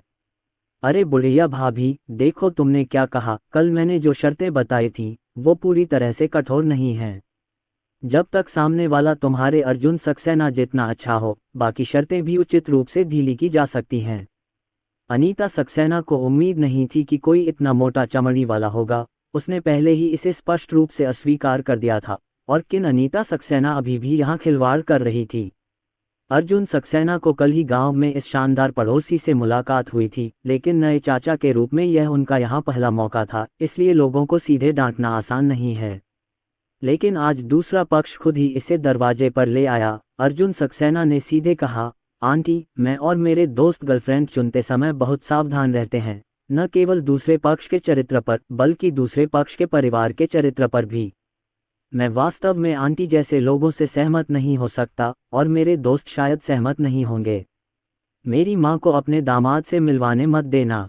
आखिरकार हर कोई अलग होता है। किन अनीता सक्सेना को उम्मीद नहीं थी कि अर्जुन सक्सेना इतने सीधे मना कर देंगे, और उन्होंने यह बात इतनी निर्दयता से कही। उन्होंने गुस्से से कहा, बच्चे, तुम इतने असभ्य क्यों हो? तुम गांव में बड़ों से ऐसे ही बात करते हो। तुम्हें सच में अपने बड़ों का सम्मान करना चाहिए, लेकिन तुम आंख मूंद कर सम्मान नहीं कर सकते। नहीं आंटी, तुम कल से ही तरह तरह के मतलब निकाल कर मेरा और अर्जुन सक्सेना का मजाक उड़ा रही हो। आज मेरी हिम्मत है कि मैं अर्जुन सक्सेना से कहूं कि वह जिया किनकिन को उसके बॉयफ्रेंड से मिलवाने में मदद करे। तुम ऐसी ही हो बेटा, क्या एक बड़े को ऐसा ही करना चाहिए? जब आप खुद को सीनियर नहीं मानते तो जाहिर है हमें भी आपको सीनियर मानने की ज़रूरत नहीं है। अनन्या शर्मा ने आक्रामक लहजे में कहा। किन अनीता सक्सेना को गांव में हमेशा उकसाने की हिम्मत की जाती रही है, इसलिए नहीं कि बड़े लोग उससे डरते हैं, बल्कि इसलिए कि वे उसे उकसाना नहीं चाहते। आखिरकार सभी एक ही गांव में रहते हैं, और जब आप नीचे देखते हैं तो आप ऊपर नहीं देख सकते। अगर आप किन अनीता सक्सेना जैसी किसी को नाराज करते हैं तो मुझे डर है कि मैं हर दिन चैन से नहीं रह पाऊंगा। तो समय के साथ किन अनीता सक्सेना को लगने लगा कि वो बहुत अच्छी हैं और सब उनकी इज्जत करते हैं।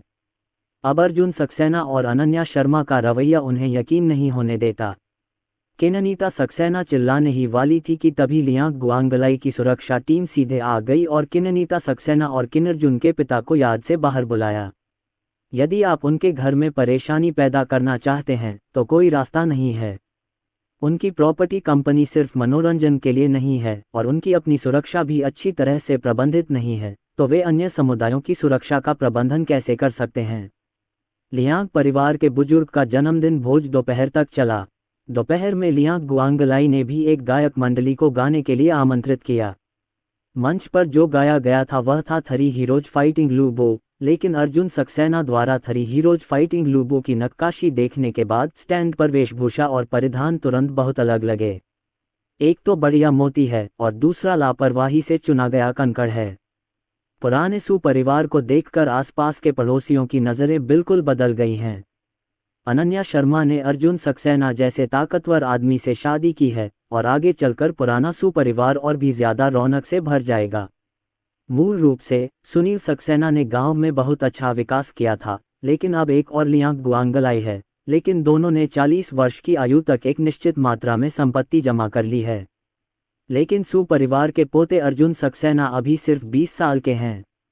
उन्होंने न सिर्फ अपनी कंपनी शुरू करने लायक अच्छी खासी कमाई कर ली है, बल्कि मूर्तिकला के क्षेत्र में भी एक बड़ी हस्ती हैं और सीसीटीवी की शाम की खबरों में भी छाए रहते हैं।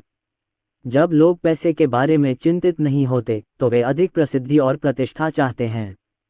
उनके गांव में सभी लोग स्थानांतरित परिवार वाले थे और किसी के पास पैसे की कमी नहीं थी, इसलिए जब उन्हें पता चला कि अर्जुन सक्सेना एक मास्टर नक्काशी मास्टर हैं, तो सभी ने अर्जुन सक्सेना की आंखों को देखा और तुरंत प्रशंसा करने लगे। वहीं इस जन्मदिन भोज का मीडिया में प्रसारण होने के बाद सैन किंझाई और अर्जुन सक्सेना एक बार फिर जनता की राय में सबसे आगे आ गए। अर्जुन सक्सेना के शाम के समाचारों में आने से पहले ही सैन किंझाई और वह दोनों ही आग बबूला हो चुके थे। अब थ्री हीरोज और लू सामने आए और सबको समझ आ गया कि लकड़ी की नक्काशी की दुनिया में वाकई एक महान व्यक्ति मौजूद है। लियांग परिवार के भोज के बाद अर्जुन सक्सेना और अन्य लोग घर लौट आए। अनन्या शर्मा अर्जुन सक्सेना की पहली विशाल मूर्ति के सार्वजनिक होने के बाद उसकी प्रतिक्रिया देखना चाहती थीं, लेकिन उन्हें पता चला कि सैन किंझाई की आधिकारिक वेबसाइट अब खुली नहीं थी। नेटवर्क क्रैश हो गया है, इसे बहुत से लोगों ने देखा होगा। अनन्या शर्मा इंटरनेट पर प्रतिक्रिया देखने गईं। शेयर चैट पर कई लोगों ने संपादित वीडियो और स्क्रीनशॉट पोस्ट किए। अर्जुन सक्सेना की मूर्ति थ्री हीरोज एंड लूबो इंटरनेट पर बार बार भेजी गई। वुड स्कल्पचर म्यूजियम ने तुरंत अहमदाबाद न्यूज़ के आधिकारिक लेख को रिपोस्ट किया।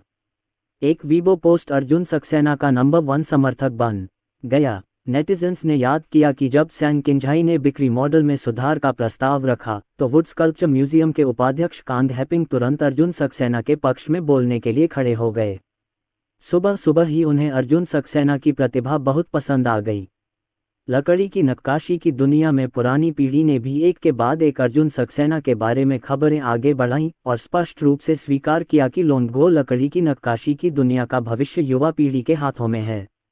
बाहरी दुनिया अर्जुन सक्सेना के बारे में चर्चा कर रही है, लेकिन इस समय सू परिवार के पुराने घर में अर्जुन सक्सेना, अनन्या शर्मा और उनके परिवार के सदस्य नए साल का जश्न मनाने के लिए लखनऊ लौटने की बात कर रहे हैं। कल 12वें चंद्र मास की 20वीं तारीख होगी और भारतीय नववर्ष आने में 9 दिन बाकी हैं। रास्ते में 1-2 दिन और लगेंगे, इसलिए हमें कल ही निकलना होगा। अनन्या, तुम लोग कल जा रही हो? चलो पहले अहमदाबाद वापस चलते हैं। मैं आंटी और ड्राइवर को घर पर इंतज़ार करने दूंगी। जब समय आएगा तो वे तुम्हारे साथ चलेंगे। आंटी तुम्हारे साथ रास्ते में बच्चे की देखभाल करेंगी। ड्राइवर अर्जुन सक्सेना के साथ गाड़ी चला सकता है। अर्जुन सक्सेना को इतना थकने की ज़रूरत नहीं है। अनीता सक्सेना ने सब कुछ व्यवस्थित कर दिया है और पिछली गर्मियों की छुट्टियों जैसा ही है, बस इस बार 7 सीटों वाली गाड़ी है, इसलिए ज़्यादा जगह और बैठने में आरामदायक होगी। श्रीमती सू ने घर पर बने सॉसेज और बारबेक्यू पोर्क के साथ साथ संरक्षित मछली और समुद्री भोजन का एक गुच्छा लिया और कल सुबह उन्हें अर्जुन सक्सेना के ट्रंक में रखने की योजना बनाई। बूढ़े आदमी सू ने लाल लिफाफा लिया और बाहर आ गया, लेकिन जब किशन ने लाल लिफाफा देखा तो उसकी आंखें तुरंत चमक उठीं। वह सीधे अपने बगल में स्टूल के साथ खड़ी हो गई और उत्साहित होकर बूढ़े आदमी की ओर दौड़ी। सुअर सुअर बाओ बाओ। केशिन बूढ़े आदमी की ओर झुकी और उसके हाथ में रखे लाल पैकेट को पकड़ने के लिए अपना मांसल छोटा हाथ बढ़ाया। बूढ़े आदमी सू ने मुस्कुराते हुए कहा, हा, क्या हमारे परिवार रिया को लाल लिफाफे इतने पसंद हैं? यह जूजू द्वारा रिया को दिया गया नए साल का लाल लिफाफा है। श्री सू ने लाल लिफाफा केशिन को सौंप दिया। छोटा लड़का बहुत खुश हुआ। उसने लाल लिफाफा लिया और चटाई पर वापस गया, बैठ गया और फिर लाल लिफाफा हिलाया। ये नए साल के पैसे हैं जो बुजुर्ग ने तीनों बच्चों को दिए थे। अर्जुन सक्सेना कल बच्चों को वापस ले जाएगा। अगर वो लाल लिफाफे देने के लिए नए साल का इंतजार करेगा तो सिर्फ पैसे ही ट्रांसफर कर पाएगा। रिया ने लाल लिफाफा खोला। अंदर नकदी का एक मोटा ढेर था जो लाल रंग के 100 युआन के नोटों में था। छोटा लड़का बहुत खुश था। उसने खुशी से लाल लिफाफा पकड़ लिया और खिलखिलाने लगा। हालांकि आन्या और आरव रिया की तरह छोटे पैसे वाले प्रशंसक नहीं हैं, फिर भी वे लाल लिफाफा पाकर बहुत खुश हैं। बूढ़े व्यक्ति ने हर बच्चे को 10,000 नए साल के लाल लिफाफे दिए। अनन्या शर्मा को लगा कि पैसे बहुत ज़्यादा हैं और अगर बच्चा खेलते समय उनमें से कुछ खो देता है तो बहुत बुरा होगा। इसलिए वह वहां गई और बच्चों के लाल लिफाफे रख देने की योजना बनाई। आन्या और आरव काफ़ी सहयोगी थे क्योंकि वे लाल लिफाफों के साथ खेलने के लिए अपने हाथों का उपयोग नहीं कर सकते थे, इसलिए उनकी मां ने हाथ बढ़ाकर उनसे लाल लिफाफे मांगे और छोटे बच्चे ने तुरंत अपनी मां को दे दिए। लेकिन जब किशन और अनन्या शर्मा आईं तो छोटा लड़का तुरंत अपनी पीठ घुमाकर घूम गया। उसके बगल में बैठी अनीता सक्सेना ने मुस्कुराते हुए कहा, अनन्या, लगता है रिया को पता है कि तुम उसका लाल लिफाफा लेने आ रही हो, इसलिए वह जानबूझकर तुमसे बच रही है। अनन्या शर्मा ने भी मुस्कुराते हुए कहा कि जिन बचपन से ही लिटिल मनी की फैन रही हैं। केशिन, क्या तुम अपनी माँ को वह लाल लिफाफा दे सकती हो जो जूजू ने तुम्हें सबसे पहले दिया था? माँ इसे तुम्हारे लिए रख लेंगी और जब तुम बड़ी हो जाओगी तो तुम्हें वापस दे देंगी, अनन्या शर्मा ने धीरे से कहा। केशिन ने अपना सिर नीचे कर लिया और उदासीन रही। उसने लाल लिफाफा अपने हाथ में कसकर पकड़ रखा था, उसे देने का उसका कोई इरादा नहीं था। अनन्या शर्मा के पास आगे बोलने के अलावा कोई विकल्प नहीं था। केशिन, देखो, मेरे भाई और बहन के लाल लिफाफे मेरी माँ को दिए गए हैं और मेरी माँ इसे सिर्फ तुम्हारे लिए रखती है। मेरी माँ को तुम्हारा पैसा नहीं चाहिए। बच्चा इतना छोटा है कि वह पैसे खुद नहीं रख सकता, ये बहुत आसानी से खो जाता है। केशिन ने यह दिखावा जारी रखा कि वह सुन नहीं पा रही है और लाल लिफाफा पकड़े हुए छोटे हाथ ने उसे फिर से अपनी बाहों में ले लिया। केशिन, माँ को तुम्हारा लाल लिफाफा नहीं चाहिए। ऐसे में तुम पहले माँ को लाल लिफाफा दे दो, माँ तुरंत तुम्हें लौटा देंगी। अनन्या शर्मा ने देखा कि उनकी बेटी जाने को तैयार नहीं है, तो उन्हें अपना तरीका बदलना पड़ा। केशिन अभी भी थोड़ा हिचकिचा रहा था। अनन्या शर्मा ने मुड़कर अनन्या के लाल लिफाफे में से नकदी निकाली, उसे अपनी बाहों में भर लिया और फिर खाली लाल लिफाफा लेकर के जिन के सामने रख दिया। केशिन, देखो, क्या मेरी माँ अपनी बहन का लाल लिफाफा तुम्हारे साथ बदलेगी? ये लाल लिफाफा तुम्हारे लिए है और तुम्हारा लाल लिफाफा तुम्हारी माँ के लिए है। केशिन ने अपने सामने रखे लाल लिफाफे को देखा और फिर अपने हाथ से लाल लिफाफा निकाला।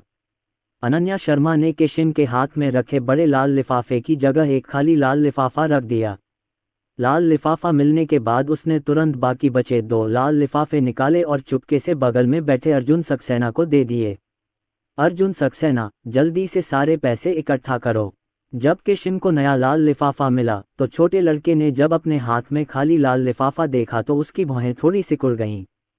उसने दूसरे हाथ से खिलौना नीचे रख दिया और फिर दोनों हाथों से लाल लिफाफा खींचकर उसे खोलने की कोशिश करने लगी। अब रिया को बेवकूफ़ बनाना इतना आसान नहीं है। बचपन में उसे लाल लिफाफे बहुत पसंद थे। अनन्या शर्मा को डर था कि कहीं वो लाल लिफाफे में रखे पैसे खो न दे, इसलिए उसने पैसे निकालकर उसे लाल लिफाफा दे दिया। खाली लाल लिफाफा और अमीर लाल लिफाफा, कुछ भी नहीं, पता नहीं चलता। लेकिन अब जब रिया बड़ी हो गई है तो वह जानती है कि महत्वपूर्ण चीज़ लाल लिफाफा नहीं है, बल्कि लाल लिफाफे में पैसे हैं। इसलिए अनन्या शर्मा को रिया का लाल लिफाफा मिलते ही उसने जल्द से जल्द उसमें से सारे पैसे निकाल लिए, चुपके से उसे अर्जुन सक्सेना को दे दिया और उसे पहले रख दिया। और जैसे ही अर्जुन सक्सेना ने पैसे लिए, रिया वहां उत्साह से बोली, मामा, मामा। उसने अपने हाथ में लाल लिफाफा हिलाया। स्पष्टतः वह खाली लाल लिफाफे से असंतुष्ट थी, जिसमें कोई पैसा नहीं था। छोटे लड़के ने अपने हाथ में लाल लिफाफा हिलाया, अनन्या शर्मा की ओर सिर हिलाया और उसके हाथ में लाल लिफाफे की ओर इशारा किया। जाहिर है कि वह अपना लाल लिफाफा बदलना चाहता था। अनन्या शर्मा को लंबे समय से ऐसा होने की उम्मीद थी, इसलिए वह खाली लाल लिफाफा लेकर वापस चली गईं। क्या बात है केशिन, क्या तुम मेरे साथ बदलना नहीं चाहती? तो मत बदलो। इतना कहकर अनन्या शर्मा ने केशिन को लाल लिफाफा दिया जिसमें पैसे नहीं थे। केशिन ने अपना लाल लिफाफा वापस लिया और पहले तो खुशी खुशी उसे खेला, लेकिन जल्द ही उसे पता चल गया कि वह गलत था। उसने उसे खोला और देखा कि उसमें अभी भी पैसे नहीं थे, इसलिए वह छोटा लिफाफा फिर से अनन्या शर्मा के पास गया। अनन्या शर्मा ने उसे 3 लाल लिफाफे दे दिए। केशिन, मैं तुम्हें सारे लाल लिफाफे दे दूंगी। माँ को अब ये नहीं चाहिए। केशिन ने 3 लाल लिफाफे लिए, उन्हें एक एक करके खोला और पाया कि उनमें कोई पैसा नहीं था। तो लाल लिफाफे में रखा पैसा अपने आप गायब हो जाएगा, है ना?